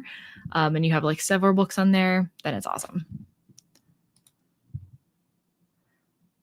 The chatty time counts for a 24-hour readathon too. We'll support you in that. Yes. Good. Yeah, I agree. I think it counts. I'm talking books. It's basically the same thing. I got to just past the 100-page mark. I think that I could finish this in the next sprint if I actually just like am sitting here. But I'm not hungry again yet. So there's a good chance of that, which is great. My ideal would be being able to finish the first 2 books in sprints. And then I could like take care of some house stuff and listen to the audiobooks after that. Or like go back and forth at least, like have the option to do both. But when I know that I'm going to be physically reading so much, it's nicer to have the sprints. Hello, reading Rose in Chains by Julie Soto. That I was interested in reading that book, but I ended up not. I think I got it from the library, or like came up from the library, and I was like, I don't know if I'm actually in the mood to read this. But I think it's YA, isn't it? And I don't think I initially realized that it was YA. But how are you liking it? Because I was one of those like, it came up just as the book came out, and then I was like, let me see what other people think of it. Also, Zuko keeps meowing at me. He was over here meowing at me for pets, and now he's on top of my bookshelf meowing at me for pets, which is so silly because I can't even reach you up there. My wife just came down here to ask if I had the book, The Idaho 4 by James Patterson. I ordered it for us. Nice. There you go. You were just talking about ordering a book too. Read a chapter in this sprint, got into the end battle. Ooh, have 70 pages left. Oh, now they're going to like fly by. Whenever there's like a battle at the end of a book, I feel like that's when the book just starts flying. I played a few games and listened to a chapter. Nice. I've been playing, this is such a silly game. I've been playing Power Wash Simulator, which I actually played some of like last year, but I got back into it. And it's just because it's like the absolute best audiobook video game. Like to give yourself mind something enough to do, but also like you can just fully listen to the audiobook because like there's nothing really to pay attention to in that game. It is more fun than it should be. But maybe that's just because I listen to books during it. It's weird though, because now when I think about specific books, I think about playing that game. Like I think about power washing, and that feels so silly to me. But that happens with my crafts too. Like when I think about certain crafts or certain books that I did a lot of during a craft, like I'll think about the two intertwined. Was a way to a bit to prepare food. 10 pages read. Gotta do it though. Gotta eat. And I think you're going to be able to finish yours anyway. So I gave her the book by James Patterson and Bill Clinton, The First Gentleman. I liked that one. I don't think I've read any James Patterson. I know I started a book by him. It was kind of when I was like in the transition from just reading like YA books. And then I was starting to be like, okay, what are more adult books? And like James Patterson is one of like the authors that you just hear a lot about. And I knew that I wanted to explore more of like that genre. But I'm pretty sure I only read like half of a book by him, and I have no idea what book it was. It finished Nothing But Rain. Yay. It's okay. Okay.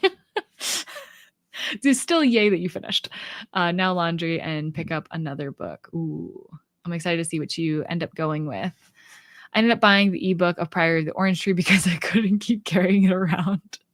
Yeah, that is a big book. I do want to read that one. There's something about that one that really draws me to it. I also think that sometimes I just want to read a book because it's big and it seems like a challenge, which is such a silly reason to pick up a book. I should really look at what the synopsis of that one is. I know I've read it before and been vaguely interested, so that was enough. I think I can finish my book next sprint unless I go for a shower first. Priorities. I mean, whatever way works. We'll have more time, so. My ears just caught the word battle. Please remind me which book this is and would you recommend it? Oh, it was something Starlight. It had Starlight in it. It was the one that was like based off the fairies thing. But Isabella can remind you because I clearly can't remember the name of it. I'm pretty sure it had the word Starlight in it or something light. I think so. Yeah, I don't know. My daughter liked The Priory of the Orange Tree. I read it, but need to read it again. Okay, good to hear. I do think that I generally hear pretty good things about it. I think some people maybe read it just because it was really hyped, and then they didn't like it as much. But I feel like that just always happens with books that get a lot of hype. And I do want to read it. I've been okay. Now Zuko's going after my string lights on my bookshelf. He can't fully reach them though, so I think we're safe. I've seen my used bookstore has it, but it's a new copy. So they mostly have used books, but they do have some new copies. But if they had like an actual used book, I definitely would have bought it already. Did some baking and read 10 more pages. Awesome. What are you baking? What do you do when you don't feel like reading? Ooh, your challenge seems pretty difficult. If you don't stick with it, you'll quickly fall behind. Does that put pressure on you?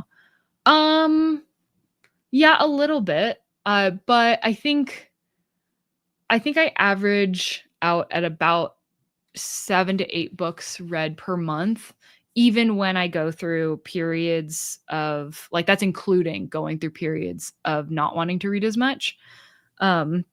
So I think as long as you look at your reading that way and not just as like when you're really in the mood for reading, I read this many books a month, versus when you're not, then you're not reading anything. But if you like instead just like average out, then it feels less like I know that it's okay if sometimes I feel like I don't want to read because overall I'll probably still be about at the same amount.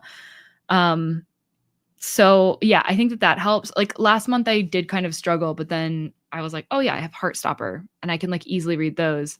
And just like the idea of finishing more got me like more into it again. But when I don't feel like when I'm in like a full reading slump, the best things that I can do to help me get out of it is attending reading sprints always helps me. And just like booktube in general, watching other people's videos and them talking about books, because that like kind of like brings the excitement back in. a lot of times it has to do with my expectations for what I want myself to read versus what I actually feel like reading. So if I'm really honest with myself about what I actually feel like reading, then usually that'll be enough to just get back into it. But yeah, and I think that sometimes it's a little bit hard. And then if I'm just really not ever finding like, oh, I really just like don't feel like picking up a book right now, it really helps me to go somewhere else, either like sit in a park or go to a coffee shop or something along those lines, and just be like, I'm just gonna be here for an hour, and I'm here with my book, and I'm gonna read, and then that usually is enough to like really jumpstart it. But that being said, I still go through reading slumps. I can't always just like get out of it immediately, even with doing that stuff. And so I feel like, yeah, just kind of listening to how you're feeling, and it's okay to not feel like reading all the time. But just knowing if it's actually you don't feel like reading, or you don't feel like reading the book that you want to read right then, if that makes sense.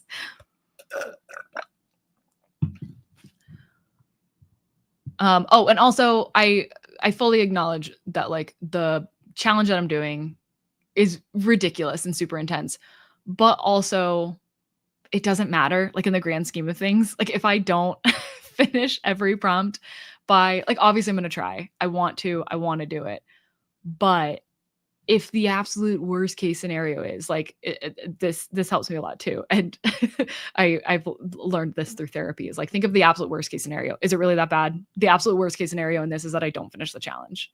And like, I'm still going to have great, like, fun videos that come out of it. I'm still going to have read like a lot of fun books. So I think that helps, being like, worst case scenario, I don't finish a reading challenge I decided to do online. Like, in the grand scheme of things, not that big a deal. Or I can extend it a few months if I'm really close and I like really want to finish it or something. But chances are, if I got to that point, I'd probably be really excited about Herkiad version 3 and want to do that. So but yeah, that also helps. I liked it, but it was so hyped that I don't think it could have ever lived up to it. Oh, okay. The German version of Priory of the Orange Tree is actually 2 books, and they're still huge. Oh, I almost wish the English version was 2 books. I almost just said, should I learn German to read the 2 books? Absolutely not. That's a silly thing to think of. Sometimes I do like the idea of learning German. My brother's trying to learn German. But a lot of our like family background is from Germany. So I think there's that feeling of connection. But there's a few other languages I think I would put higher on my list of want to learn. Mostly Spanish, because like that's just the best one for being in the US. And also it's the one I know the most of already, besides American Sign Language, which I don't think I've ever talked about. I don't know. But yeah, I know a lot of ASL, or American Sign Language. I took like several classes as an adult from a deaf teacher too, which was awesome.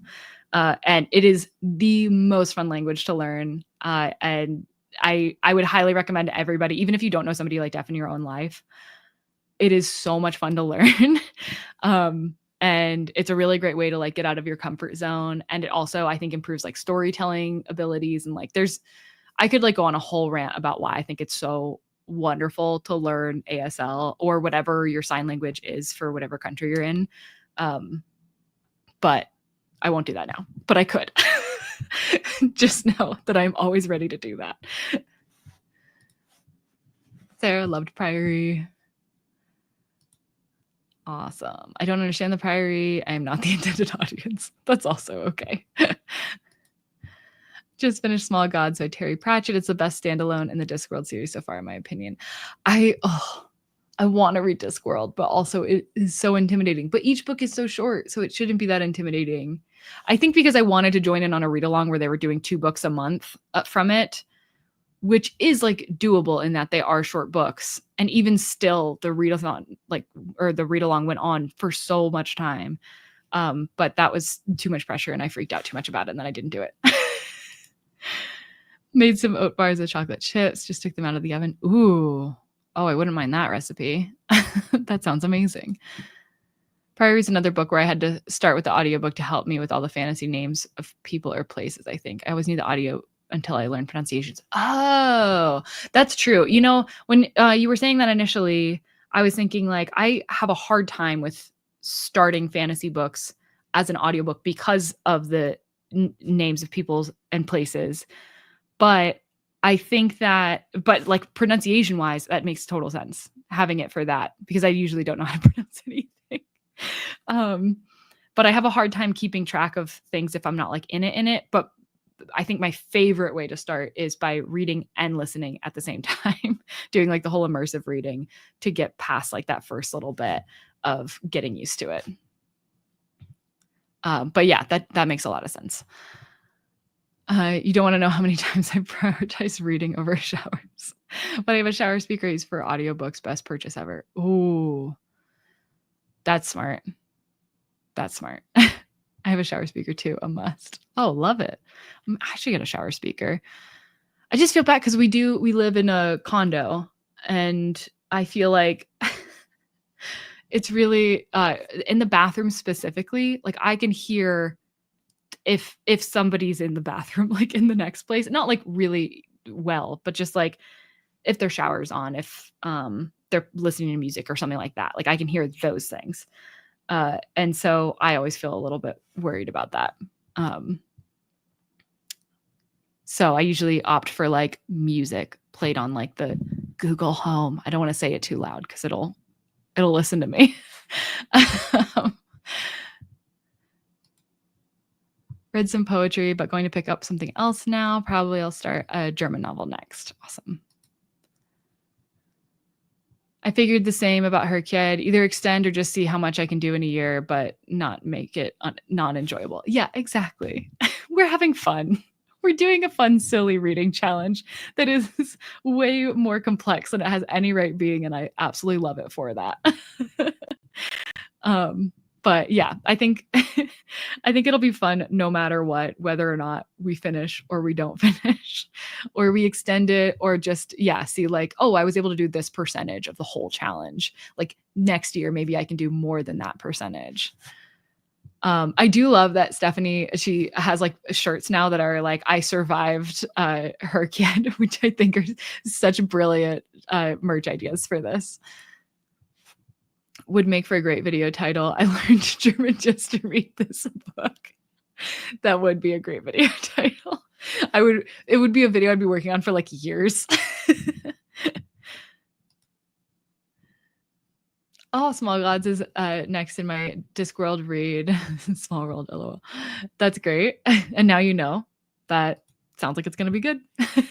Translations from English to German are always longer because we need more words. Oh, I absolutely love my language, but I wouldn't want to learn it as a foreign language. It's complicated. Yeah, my mom also took German classes when she was in high school, I think. And so there's like a couple of like syntax things that she explained to me that I thought were really interesting, but it was more intimidating. Yes, I never listen to full audiobooks because I can't focus on them. I only use them while reading along with the audio. I see. And usually only the first chapters. Okay. Yeah, then that totally makes sense. I feel like I'm pretty decent at audiobooks depending on the task I'm doing. If I'm doing any type of like craft, for the most part, I can do it. Although when I have to learn, like for this blanket, learning like the new sections, because it changes, like every section changes. So I would get to like a new section and then I would have to pause the audiobook and be like, let me think, let me understand these stitches. And then I'd be able to, sorry, hitting the mic. And then I would be able to resume listening to the audiobook and going at the same time. And same with like the embroidery. I have to like learn how each stitch works. And then once I do, for like whatever section I'm doing, then I can listen to an audiobook.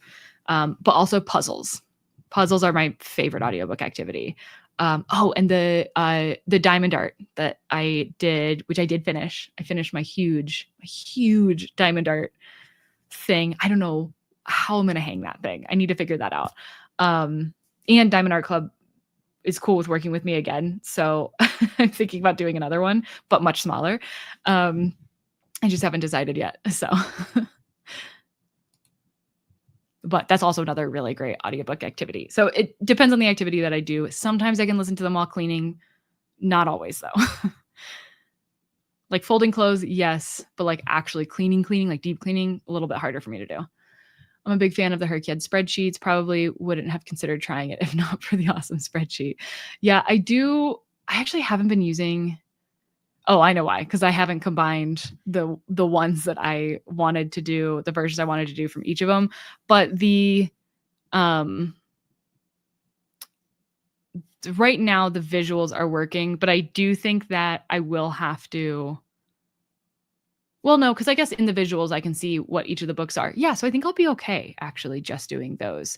But for planning purposes, the spreadsheet was really nice when I was just doing her kid one because I went through and like planned out what I thought I would read for each of them. I have difficulty sleeping, so sometimes we play audiobooks when we go to bed. There are some audiobooks in particular that I really like doing that for too, especially certain nonfiction books, very science heavy nonfiction books are really good for like falling asleep too. But I don't get very far in them. Like I read them so slowly because of that. But there's a channel that right now on YouTube that I listen to a lot when I'm going to sleep that is also very science focused. I don't know why I like thinking about science before going to bed, but Forrest Valakai, I think is his last name. But he has a YouTube channel that I love listening to while I'm going to sleep. I love audiobooks because I have to drive to work every day, 25 minutes. Yeah, I fortunately do not. If I go to the co-work space, I can either take the train there, which is it takes a little bit longer, and also it involves like a walk that is a bit too long to do when it's as hot as it's been. But especially like because I don't want to be sweaty like getting to the co-working space. I don't mind afterwards. It's like whatever, I'm going home. But once the weather's a little bit nicer, I'll probably start doing that again. Although they're going to be opening a new location in my co-working space, and I think I'll be able to take a train like much closer to get there. So I'll probably do that. I'm very excited about it. And then the drive there is pretty short, so not quite long enough to do audiobooks. But I used to, when I lived in Indianapolis in Indiana, I used to walk to work, and it was like a 20-minute walk, and it was like perfect for an audiobook. Oh, I still miss being able to do that. That was so fun. It is crocheting. Yeah, this would have taken so long knitting. I can knit. I learned how to knit first when I was in high school. I was in a knitting club because I was very cool.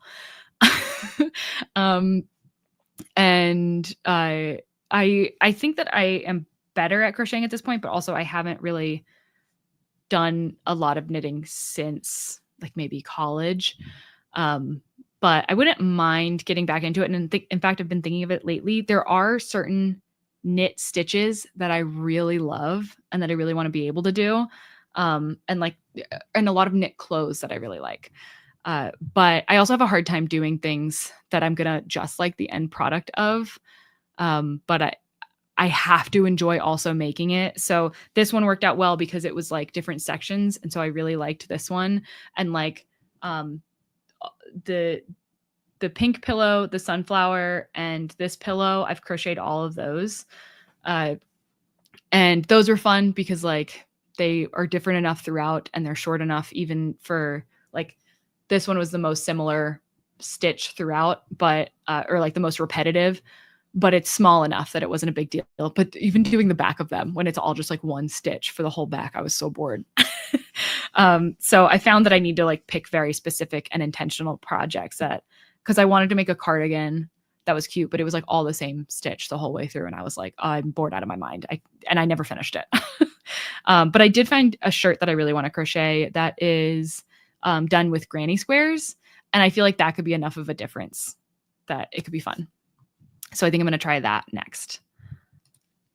I can teach you German for free whenever you feel ready. I've got a built-in teacher. I've got no excuse. There's a dragon diamond art I love. I'm waiting for them to contact me. Yeah, they were so nice too. Oh, I really liked them. Like so sweet. Yeah, if you get a chance to work with them, I would highly recommend it. The Barbara Streisand autobiography is really good at helping me sleep. She reads it herself. Oh, I love like a memoir or autobiography that is read by the author. So great. I have to walk 20 minutes, train 10 minutes, and on my way back, it's 20 minutes walking, 40-minute bus with with 20 minutes driving, 20 minutes waiting for the bus. So audios help a lot. Oh, I see. Oh, okay. I'm here. I get it. You walk for 20 minutes on the way there and take a train. On the way back, 20 minutes of walking. Then you wait for the bus for 20 minutes and then on the bus for 20 minutes. I'm there. So audios help a lot. Yeah, that they definitely would. Wow, that's kind of fun though. Sometimes I do that with the co-working space too because the bus stop's a lot closer than the train station is. Like there's a very close bus stop. So I can just take the bus back, which takes longer on the bus. And I do have to transfer, but also it's like less walking if it's like super hot or rainy or something. I can knit fine, but crochet, I just find impossible. I'd love to be able to do it. Wow, that's interesting because I always felt like, but I think it was just maybe because I was younger that I didn't do so well at knitting. But I actually found crocheting pretty easy. There was one thing that I struggled with at the beginning, which was just keeping my lines the same on the way up. And then once I was able to wrap my brain around what I actually had to think about in order to do that, then I was fine from there on out. But also if you just find like a really like good detailed pattern or like a video, then it's not too bad to learn. And it's so much faster than knitting. That's also another reason why I haven't gone back to knitting. Is crocheting so fast and like I can get through something a lot faster. I don't think I would have ever been able to knit an entire blanket, but I could knit this. I mean crochet.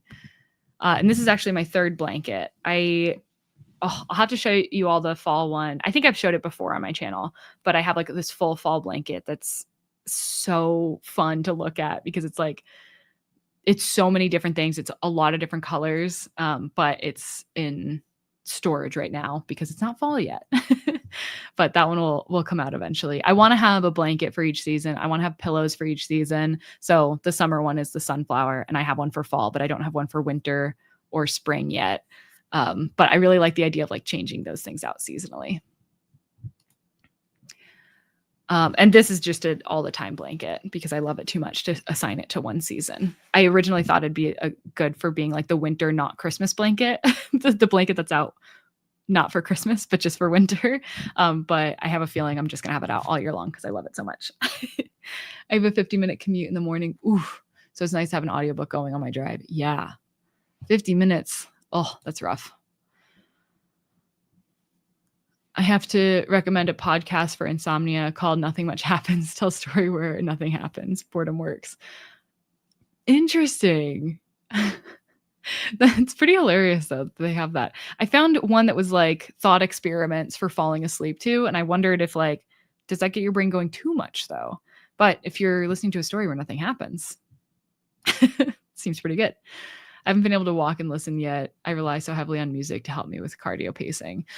Yeah, I do too. I can't run and listen because when I was into running more, then I tried because I was like, it'd be so helpful, especially when I was trying to train up for the half marathon. I was doing such long runs at like time wise that I was like, if I could listen to an audiobook during this, I would get through so much, but I couldn't.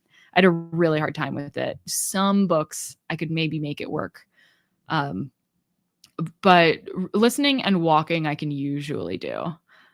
Which I think was really just because of how I used to commute to work when I lived in Indianapolis. But But I remember needing to go back quite a few times because like I got distracted by like somebody on the street or something like that was wearing a cool outfit. And like that would be enough to be like, oh, I'm gone. And then I needed to go back. So it still I wasn't as quick. And I would listen to audiobooks slower when I was walking versus what I would listen to if I was like doing something else. Yeah, I think I'm gonna have to look up that podcast as well. At least I get 10K steps before I'm back home from work. That's true. Yeah, when I actually use like the train and walk to my co-working space, like that's great because then I get a good walk in. Also, the 20-minute bus ride allows me to actually sit down and read. Yeah, because the train ride is too short for me to get into the reading mood. Yeah, when I take the train, it's like 18 minutes on the train. That's like just enough time to like really sit and read. But yeah, if it's just like 10 minutes, it's kind of hard. Ooh, the pattern for the blanket. So it actually came from a book, which I can definitely share the name of.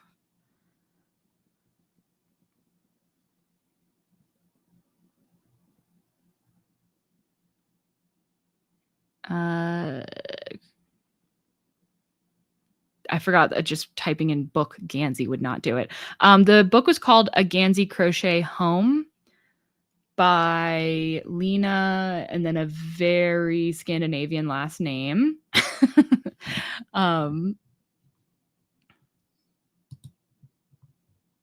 But actually I could probably put it in the chat.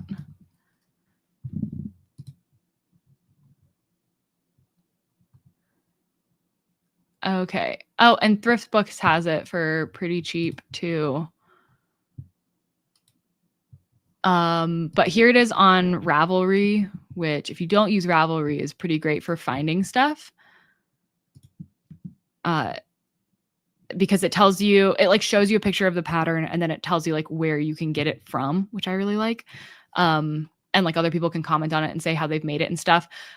So in that picture or in that link that I shared, it's actually the blanket that's on the cover.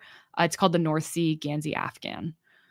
Is the one that I made, but I am planning on making, actually I've started on the basket that's in that same book.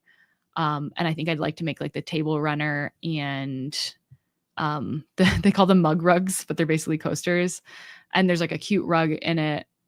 Yeah, there's another Afghan. So I'll probably end up making quite a few of the ones from that. So I would say the book is super worth it. I have a friend actually that's starting this same blanket now. I usually don't try to read on the bus because people ask too many questions.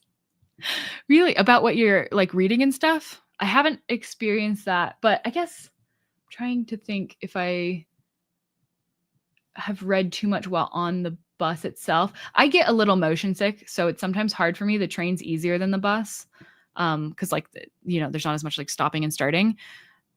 So usually I'll listen to an audiobook when I'm on the bus. I'm trying to think if I've ever read on the bus. I've definitely read on the train though, and I don't get asked any questions. But also the train isn't like super used here as compared to like trains in other countries or in like cities that are more set up for it. I'm a large proponent of it. I would love more public transit options in general. So I like to use it. I like to support it, but I read on the bus and missed my stop. Yeah, I am so paranoid all the time about missing my stop on buses. Like on the train, it's like, no, I'm here. Like I can hear it's like yelling out what the thing is. But like on a bus where you have to like pull the thing, it makes me so paranoid. It looks like I need to start a new hobby. Yeah, I love, I found this book because there's Annie's, what is that called? There is a site that sells, or like a business that sells like prepackaged crochet patterns with the yarn, but it's like kits. It's Anna's Kit Club, I don't know, something like that. And they so each month you get like the pattern and the yarn that goes with it and stuff.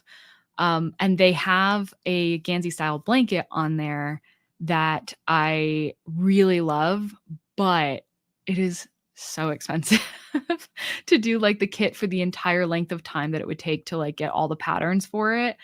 Um, and I just can't talk myself into doing that. And, like, I'd rather just buy the yarn myself if I could just get the pattern, but they don't sell just the pattern. You have to do the kit system. So they do have other ones on their site where you can get, like, just the pattern that I thought about doing, but they don't have the one that I, like, love. So I haven't. And so I was looking for something similar, which is why I ended up finding this book, and doing it there. And I'm really happy that I did. I was on holiday recently and I was so nosy what other people read at the pool. Yeah, when I like see somebody with a book and like my brain is like, I need to know what that book is. And so I when I went to there's like the public transit system here and the library they do events together. And so I went to one where you basically just like rode a train from Union Station to the end of the line and then back. And it was 2 trains and they were all filled up with just people reading, like as a part of the event. And it was so much fun. But because of that, like while you were in Union Station beforehand, all I'm seeing is people holding books. And I felt like my brain was on overload trying to trying to see what all people were reading. Since I'm retired, I usually go once a week to Barnes and Noble to get a coffee and sit and read. Oh, that's lovely. I always tell myself I'm going to stay at my co-working space longer because they have like a little couch area. And there's like free coffee if you remember. So I always tell myself I'm going to like stay there an hour after working and like read, but I never do. Because once I get to the end of the workday, I'm like, I just want to go home. Okay. Let's go ahead and jump into another sprint. I am going to attempt to finish this one. I think I can do it. But yeah, happy reading, everyone.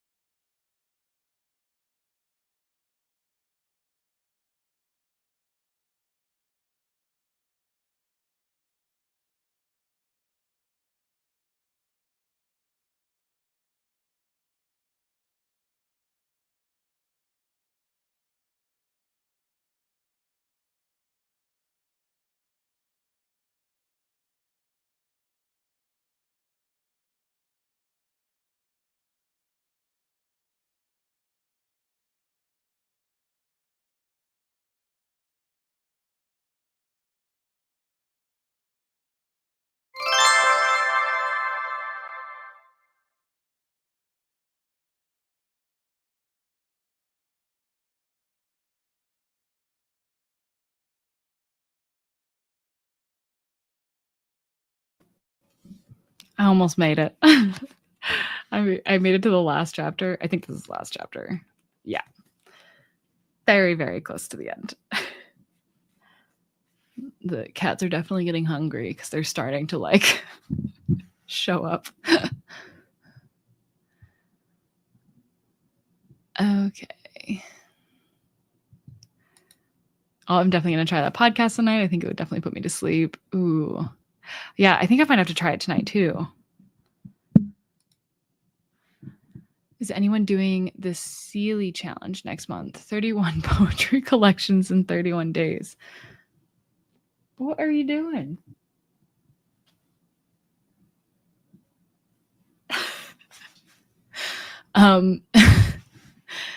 I am not, but that does sound good because I feel like you'd get through so much.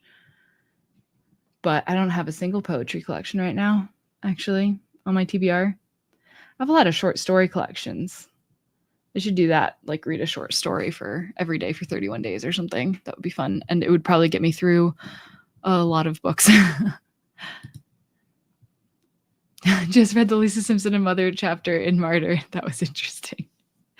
Yeah, I liked it in a very weird way. At first, when it first started, I was like, what in the world is this? And then I was like, you know what? I kind of like this conversation. I'm glad I'm not the only one moving books for a cat. Yeah, I could see her. She just like wanted to jump onto the desk. And I was like, all right, let me get these out of your way so that you can do that. And then she sat on my lap for a little bit. The shower is winning out, and I'm starting book 2 of Dungeon Crawler Carl as my next audiobook. Yay! I was like, wait, I just had it with me. That was the book that I moved for Scout. Well, book 4 was the book that I moved. I only just started it yesterday. But yeah, I'm having a feeling that like my reading group that's reading through these is just going to be, we're just going to be reading these until we catch up at this point. Like, because every time we finish one, it's like, so are we starting the next one? Like, what's happening? It'll be tough during Booker. I do think it'll be like a good thing to have as a break, but it could also be very distracting. So we'll see how I do. I might fall off, but oh, finished Hunchback. Nice.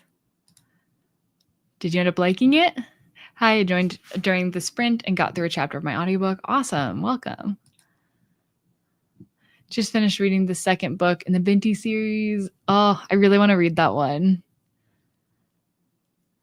So it seems like you're liking the series if you've now finished 2 of them. That went by so quick. It really did. I really felt like I was going to finish it in this one, especially when I was getting close. And I looked up at one point and I was like, oh, there's 5 minutes left. I'm not going to finish this in this sprint. But the next one for sure. And then I also have to feed the cats. I got a couple chapters listened to. I'm currently 48% of the way through Kingdom of the Wicked. That's another one that I'm like, maybe. I feel like there's a lot of fantasy series in particular that I'm like, because I feel like I just opened up the doors to, like, now that I'm liking fantasy again, it feels like there is so much to explore. Got through 30 pages of Maggie Orr. Oh, this is one title of Maggie Orr, a man and a woman walk into a bar. That is quite the book title. Okay, I do have to look it up.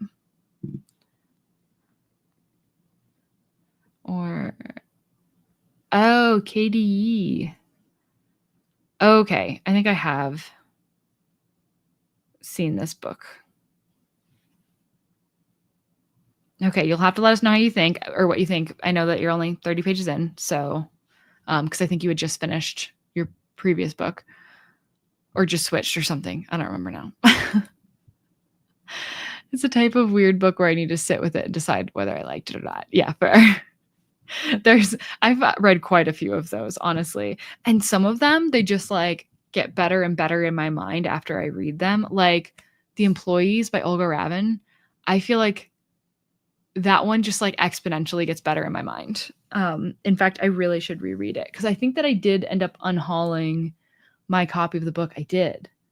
which is crazy to me because now that's like one that's super high on my want to reread list. Now this cat is whining in front of my end table looking for a snack. Yep. Yeah, these ones are definitely ready for food. I can hear the other two meowing out there, which is crazy because Klaus is usually the very annoying one. I'm going to go now. I'm getting ready for bed. It's already evening here. It was great with you. I think I'll watch the rest of the stream in the next few days. I'm now 80% of City of Girls. Nice. You made a lot of good progress. That's awesome. But yeah, thank you for joining us. Yes, enjoying the Binti series. It feels a little like one book split into multiple books. Ooh, but I really like the world building. Yeah, I'm okay with that actually. I think I don't super need books to be like fully self-contained when they're in a series, although I know some people really prefer that. And I love a bit of world building. All the different human and alien cultures are really interesting. I have 130 pages left in Clean by James Hamblin. I would love to finish it during these sprints. Oh, I believe in you. You read fast too. It's a weird title. Definitely caught my attention. It's definitely catching my attention as well. Oh, you're 50 pages in total. Okay. And what are you thinking? Are you liking it so far? 50 pages is still not a ton to be able to say. But it does sound good. And I also like the cover of this one. Let's see if other people that I follow on Storygraph read it. Ooh, I don't think I have any, but I just have people that have marked it as want to read. And you currently reading it. Those are the two people on Storygraph.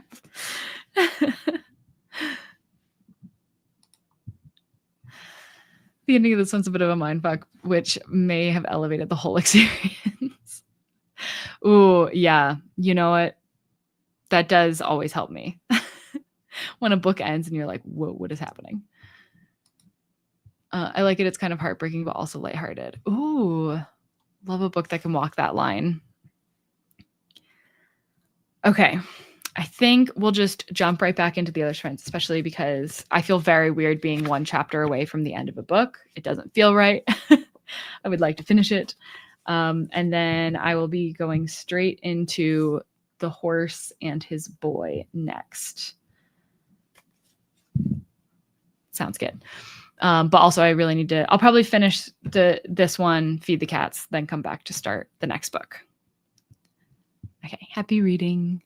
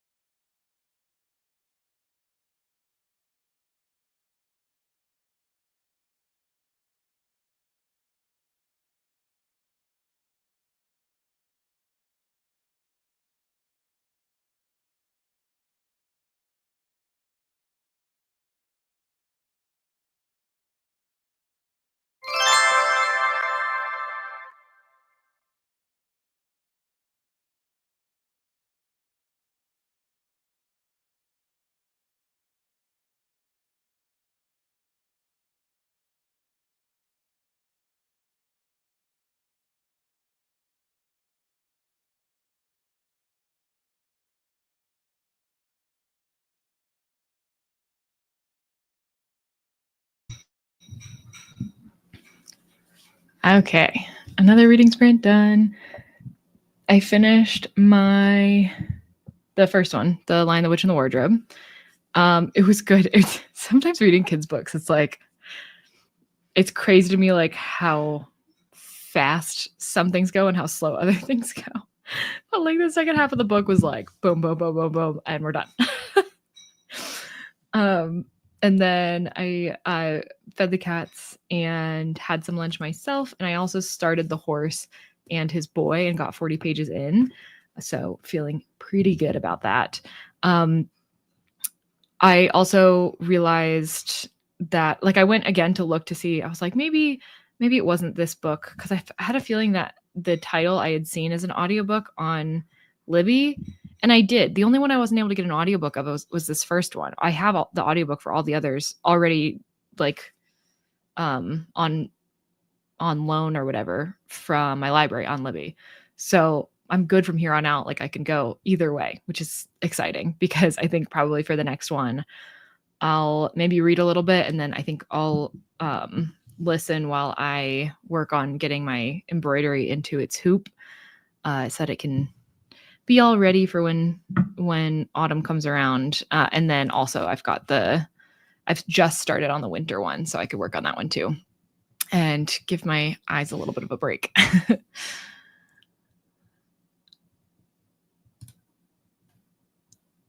We already talked about that.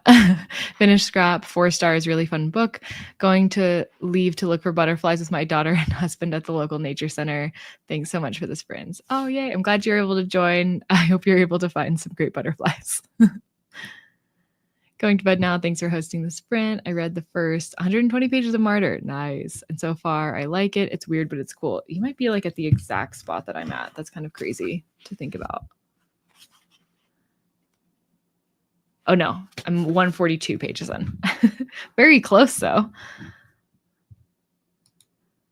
7 pages. Nice. Started The Veil Throne by Ken Liu. I feel like, what has he written that I know of? Why is that name familiar to me?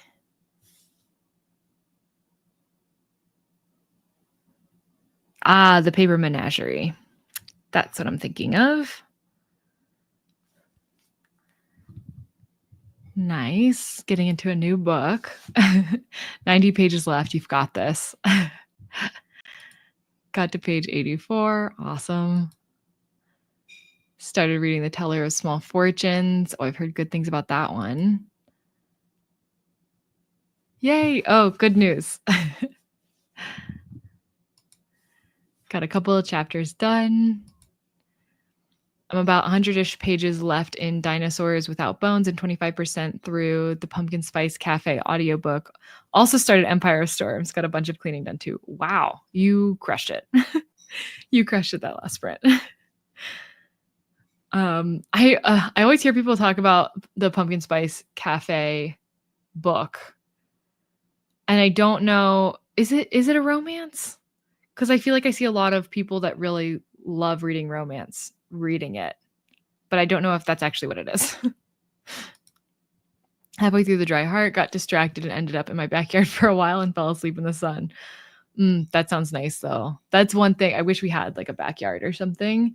We have like just barely enough space to put 2 chairs on like our little porch area, and I read out there all the time. I love it. But it's nice to even have that, because we did technically have a place for like a similar just porch outside where we were at in Florida, but it never felt nice outside because it was like usually too hot, or it wouldn't be too hot, but it would be too humid to be out there, or the bugs would be insane. Mosquitoes. Oh my gosh. It is so nice to not have to deal with mosquitoes. Started reading The Spell Shop and loving it so far. Very cute and cozy. Oh, nice. I have so much respect for sci-fi readers. This is so confusing for me. I'm only 59. I'm only on page 59 because I have to reread so much. Sometimes like starting a sci-fi is like that. But I think it also depends on like the level of sci-fi. Because they say like high fantasy. I feel like there's also like a high sci-fi when like there's a lot of world building that needs to be done to introduce you to like the world / universe you're in. And some books do it like pretty well where you don't need to reread a lot, and some you just have to. So I always talk about the Expanse series because I love it so much. But also the first book in the Expanse series is pretty accessible for a series that does as much as that series does. I feel like it really focuses in and like keeps its focus more narrow in the first book, in Leviathan Wakes, which helps introduce you to the world as a whole, which is great. Okay, it is a romance. It's pretty silly but cute. I like silly but cute. I just read The Spanish Love Deception. I finished that one. I think I started it on Sprints last week. But I finished it and I had so much fun reading it. There were some things that I did not like about it. I can't when people call their significant others baby in books, that I really hate it. Like, it's just like, it's the one pet name that like I really don't like. There's something about it. I don't know. It's got to be a me problem because obviously that's a very popular like sweetheart style name to call your significant other, especially in the US. I'm not sure as much in other places, but I don't know. I just really don't like it, especially when it's the guy to the girl. I don't know. I don't like it. And that was in the book. So like every time he would say it, I would just be like, ooh, I don't like that. And then there were some very cringy scenes at the end that I had a hard time with. Oh yes, thank you, Amelia. Yeah, everybody please do give a like, especially if you're heading out. That would be great. We've been getting like better and better or more consistent viewers like every stream that we do, which has been so awesome to see. So it's and we're getting like more and more perspectives and book recommendations and everything because of it. It's really awesome. Didn't get much reading done, but I did get my children to bed and my son to write a thank you cards for his teacher. Oh, that's really cute. Now to continue the reading sprints if you're still doing more. I am still doing more. Is a cute and quite spicy romance. Ooh, okay. I'm kind of surprised about that. 80 pages into Resurrection. Nice. Was able to join the sprints just now and read some of The Invisible Life of Addie LaRue and got some kitty cuddles. Wow. You had a great sprint. I mean, I haven't read Addie LaRue, but I hear such great things and I very much want to read it. Another V.E. Schwab that I really want to read. I want to read all V.E. Schwab for real. I hate when people say hubby. That word gives me the ick. Yeah, I don't even like to say husband. I really like partner. I hated fiance. I hated saying fiance. I don't know why. Such a silly thing. I'm also confused how people and sentient spaceships produce offspring. I had assumed adoption, but it seems that I'm wrong. I guess that's just... I guess it's just something that you just have to accept and just not question because I don't want to know. I don't want to know how that works. I don't want to know the ins and outs of that. Oh God, I hate that I said ins and outs for that. And Reese Witherspoon, baby. Yeah. Ugh. I don't like it. But other than that, I was having the absolute best time reading that book. So I do think that I'll probably pick up more from, what is her name? Elena Armas. I'll probably pick up more from her. Because there's actually, I didn't realize that this is in a series. So of course I've somehow started a new series I didn't know I was doing until I put the book into Storygraph. But there is a sequel to this that follows her friend. The problem I'm starting to realize with myself and romance book series is I have like very specific things that I like and very specific things that I really don't like in romance novels. And so if I follow a series, obviously they're going to like change up the tropes as they get to a new book, which only makes sense to do that. You don't want to do like the same trope every book in a series, just with different couples. But then that does mean that I like run the risk of really not liking it, which I think is what happened with me and Love Light Farms. I really liked the first Love Light Farms because it had a fake dating trope, which I like. It did have like childhood friends to love, or no. They didn't meet. When did, oh no. We get flashbacks to their meeting. Okay. They're, I guess, friends to lovers, not childhood friends. So, which is not one of my favorite things, but it was okay because it had like a trope that I did like. And so overall, I generally liked the book. But then the next one was A Second Chance. And I really don't like those.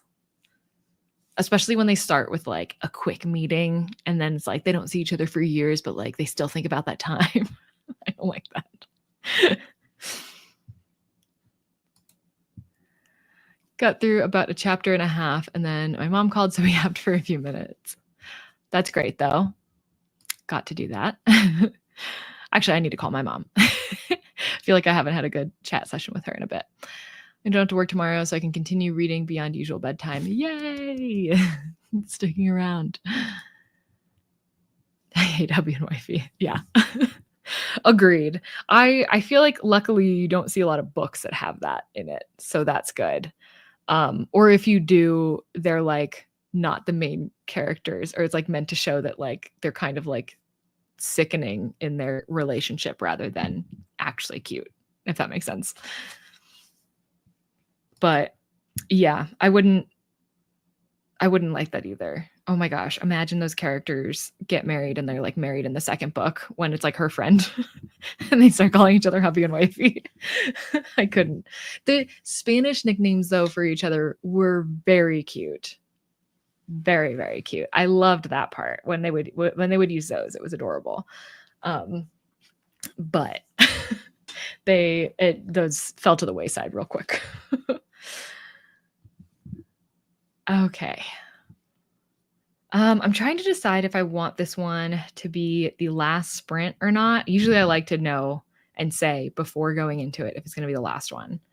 I feel like it probably should be because I'll probably go faster when we're not sprinting, unfortunately. Just because obviously the chatting. The chatting does slow me down. And I do want to make my best attempt at finishing this series today. I think it's possible. Just slightly unlikely. But okay. So let's make this the last one and then I'll give it a good shot of trying to finish this series today. If not, it's not the end of the world, but I think it'd be cool to do that. YouTube is really pushing commenting on live videos with these rankings now. Oh yeah, I saw that. I was in somebody's live show recently. Maybe it was Nicole's. I don't remember.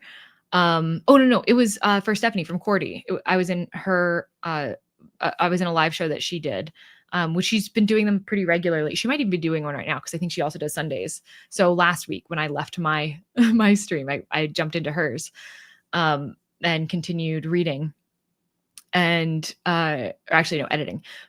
That's besides the point. But I saw the rankings, and I also there's something very satisfying about like the idea of that, which yeah, I'm sure does like super encourage comments. I mean, it encouraged me. I wanted to chat more because of it. This is my first V.E. Schwab, and are such pretty and unexpected descriptions. Oh, like the description of a middle-aged woman who is living life, a fall woman indulging in a second spring. Oh, that's really cute. I really like that quote. Yeah, so the only thing I've read by V.E. Schwab is the Shades of Magic trilogy. So I read all 3 of those and I loved them. It's one of my favorite series that I've ever read. So, they're so good. And my friend's starting them now, and I'm so excited for her. But yeah, I do really want to try out V.E. Schwab's like non-fantasy stuff as well. Although I also want to read the other fantasies. I do have Vicious on my 25 books to read in 2025 list. So really it's like any day now. I'll say any month now, because it's hard to think about reading any books besides the Booker books coming up or the TBR that I have set for myself for trying to get through as much of before that happens. And Vicious is not on there. So Gotta scuttle off to the gym. So I wish you a great sprint. Thank you, and good luck at the gym. Hope it goes well. I haven't been to our gym in a long time, but I also prefer like yoga classes. So I feel like that's okay. That's what I tell myself anyway. Okay. Let's do it. Last sprint. And I'll see how far I can get into the horse and his boy. Happy reading.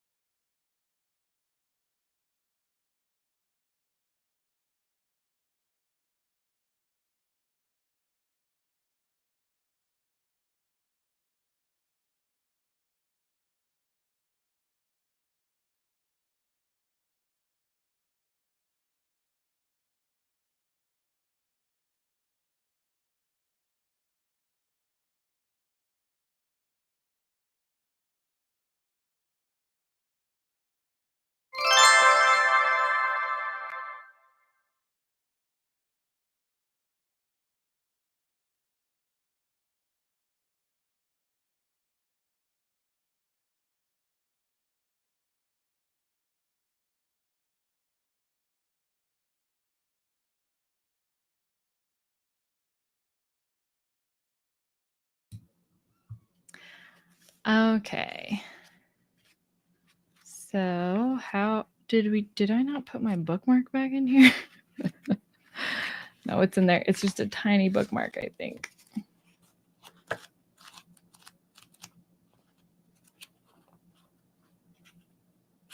Oh, this is not the book I'm reading. I already read this. That's why my bookmark's not in it. Oh my gosh. Okay. So I made it, I think, to about 100 pages in. Listening. The audiobook is good.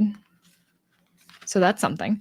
And then I went ahead and got my autumn embroidery in here, but I noticed how much smaller it is than the loop, which I don't know how I did that. Like, that's how big it should be. So I think eventually I'll probably redo this one. I'm still like pretty happy with how it looks. It'll never be like side by side with the other one. It just replaces whatever else is there. But it did make me want to restart the winter one since I've only just started it, because I was sizing it the same as this one when I drew the pattern out on like the pattern paper. So it was going to be just as small. So now I am re-drawing out the pattern on pattern paper so that it'll be as like, it'll fit the loop as well as this one does. And then maybe eventually I will redo this one entirely.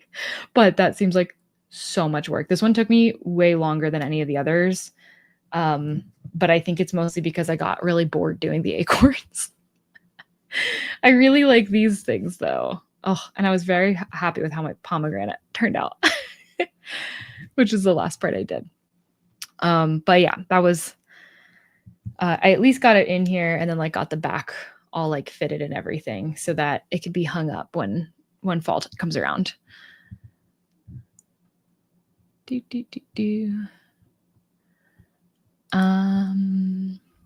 Hi, Nicole.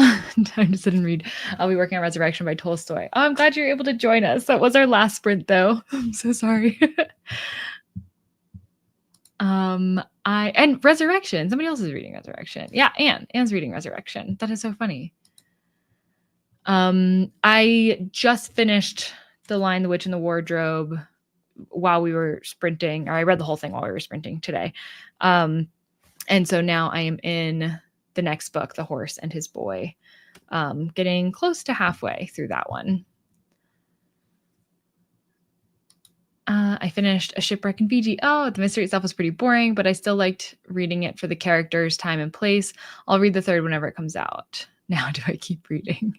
Always a tough decision.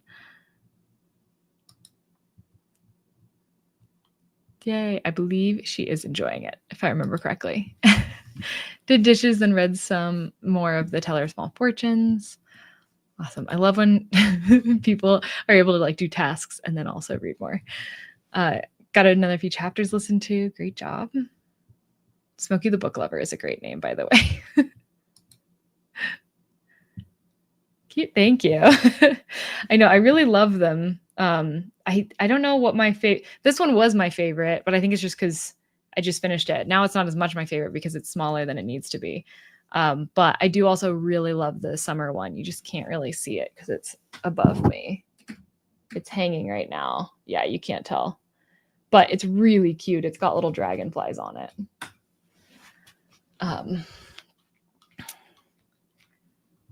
But I'm excited I'm glad that I figured this out before getting too far into the winter one, because usually I take so long to actually get these things into their hoops that they're going to stay in and like do the whole back and everything. So I'm glad that I did it earlier this time. And that way the winter one will at least be the right size. Okay, 50 pages left. I'm not sure if I will finish today, but there's Nicole's sprint tomorrow. There you go. So I can surely finish it then. Unfortunately, I also have to do my taxes tomorrow. Ugh. That's no fun. Oh, thank you, Sarah. It might be one of those things too, like with when fall comes around, when it's like actually hanging up, I might be like, I would never even think that it doesn't fit that hoop. But I am still redoing the winter one because literally I just all I did on this one was draw out the pattern on like the little pattern paper. Basically, I use this stuff. And then I have the pattern on my iPad, and then I just like trace it on there to the right size. And then I stick that onto here. So there's actually like double fabric. Yeah, you can see it. So once I draw the pattern on, I stick it onto here, and then it just washes off in water. And also it does like double duty of making this more sturdy. So it's actually a lot easier to embroider into, which is really handy. But yeah, all I did was draw the pattern out, and then I did like these little stitches here. So not a ton of work, not a ton of progress made towards that one. And I happen to have extra fabric anyway, which is good. I don't know why I bought extra fabric, but I remember doing it, and there was a reason. I think I was worried that some of the fabric I had was too thin. Normally, I'm not into mystery/court cases, but this is interesting. Ordered the Idaho 4 by James Patterson for Neely. I'm looking forward to seeing what are you going to read it as well, or just your wife? I have 20 pages left in my book, so I'll still finish it tonight. Awesome. Got to page 80. I'm going to keep going to page 100 so I can be a third finished. I like that. I like that plan. Is there an audiobook for Resurrection? Ooh, that is a good question. Thanks for the sprints. I've been reading Buffalo Hunter and a little over a third in. Oh, that's awesome. I really loved Buffalo Hunter. I really want to read more from Stephen Graham Jones too. But I feel like it'll be one of those things where when I'm in a bookstore, it's very likely that I'll end up buying one of his books. And they're in like all the bookstores here because he lives in Boulder. So not too far from here. So he's always in like the local authors section. I'm just about to start. Carrie Soto is back in the next sprint after finishing Red Rising earlier. Oh, awesome. That was our last sprint. So we are finishing after this. So sorry. But Red Rising, very exciting. No, wait, it's Red Mars that I have. I always mix up the two, but they're both of them I want to read. That's why. So I always mix them up with each other because they're two sci-fis I super want to read. Just one of them I already own the first book from, and the other one I don't. But yeah, I do really want to read the Red Rising series. I haven't read Carrie Soto is Back, but I have read a lot of Taylor Jenkins Reid. It is kind of crazy that I haven't read that one though, because I was really like into tennis growing up. I played a lot of tennis.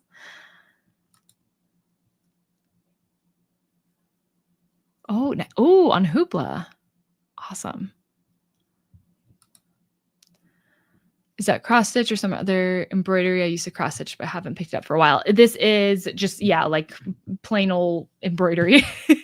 I do cross stitch as well. Maybe another sprint, I'll have to like bring out my ones that I've done. I haven't hung any of them, which is crazy to me. Actually, this spot right here is not meant to be that's a watercolor that I did. I do still really like it, but right there it's meant to be one of my cross stitches that I've done. But I just haven't like mounted it on like the backing thing. That's literally all I have to do. And then like cut it to size. And then I can hang it up, and I haven't done it, but that's what's supposed to be there. But yeah, I have a few. There's a person that makes patterns on Instagram and Etsy, and I've bought like several of her patterns. I love them, but they're like travel poster versions of like either movie scenes or book scenes. So I've done one that was Isla Nublar, which is the island from Jurassic Park. I have one that's from Lord of the Rings. It's what is it? Hobbiton? Is that what it's called? The Shire. It just says the Shire on the top of mine, but I think technically, I don't know. There's another one that I already found, another style of that I like better that I'm probably going to do. And then I'm currently, and by currently, I mean, I haven't made any progress on this in like a year and a half. Because as I said, I get really into new hobbies, especially craft related hobbies. And then the other ones like fall to the wayside for a while, but I generally always make my way back around to it. Like I haven't done watercolor in maybe like 3 years. But that one is from it's the little town that's in My Friend Totoro that I'm doing for that one, so I'm excited about that too. And I did one other one. Oh, I did it for Curtis. Still haven't mounted it. It's a Hyrule. I did from Zelda. So I do also like cross stitch. that was like the first type of that thing that I ever got into, which I think is why embroidery was so scary to me, because cross stitch is like so very clear, like how you're gonna do it, and I feel like it's really easy to like get it to look good. And then embroidery is like there's so many different stitches and things. It's so clever. I cross stitch, but haven't tried embroidery. I could do hundreds of hobbies if I had time. Yeah, you also have kids. I feel like it's way harder to have hobbies with kids. My friends visited with their kid the last week, and I like all I did was I did no reading. I did no well, actually, I did do a little bit of crocheting, because my friend also crochets a lot. She's the one that's starting the blanket I just finished. But yeah, I have too many hobbies. At least most of them work with audiobooks, so double duty. Yeah, you're welcome. I'm glad that you were able to join and stay with us I know it's getting pretty late for you. I'm glad that it's a bank holiday for you tomorrow. But yeah, oh, good. Good start on reading. That's good. I'll read the Idaho 4 as well. She's not a reader, so it excites me when we can read something together. Oh yeah, that's awesome. This pattern sounds so cool. Do you remember the Etsy shop I need? Yes, I could definitely. I know it's got country and cross stitch in the title. I could easily look this up. Okay, apologies for everybody. I'm going to be typing on my computer, which doesn't sound great on my mic.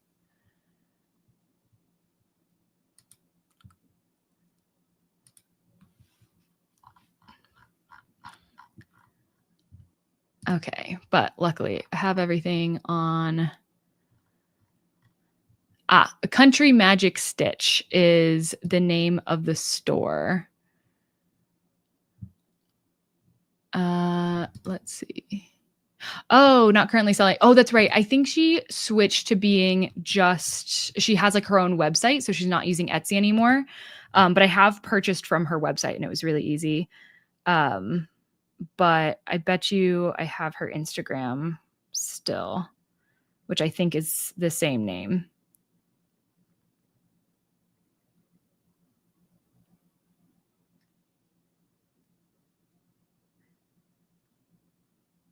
Okay, yes. Yeah, it's Country Magic Stitch on Instagram.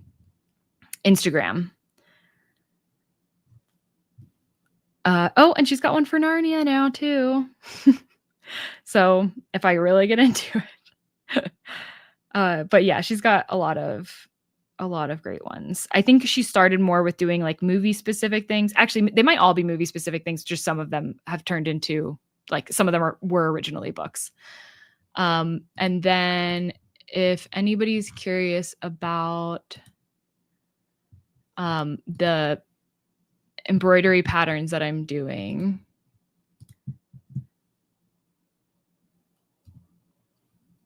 that is hopefully that works because that was from my purchases page, but I think it'll still take you to where the actual thing is. But I got like a bundle of 4 patterns from her for the different seasons. But I think you can also buy them each separately if there's just like, one that you want. But that's where I got those. And I love them. I used to cross stitch, but now it's difficult to see. Yeah, I don't know what I'm gonna do because already my eyesight's pretty bad. Like my prescription is intense. So when I don't have my glasses on or my contacts in, it is not good. But yeah, so I have a feeling that that's going to be something that I have to deal with one day, and I don't know how I'm going to deal with it, but that'll be for later. Yeah, of course, you're welcome. Yeah, see you next week. Yeah, everybody, I'm going to be sprinting again next week, same time for TBR Spin. We're gonna spin the wheel, pick for anybody participating in TBR Spin, we'll pick our book for August. Could not remember what month it was. And but then after that, we'll just be doing regular sprints. So even if you're not doing TBR Spin, you can still just stick around for the sprints. Yes, they're really cute. We'll see if I can read July's book by then. Yeah, I only just recently finished mine and it broke me. Yeah, okay, so I'll see everybody next week. Thank you so much for joining.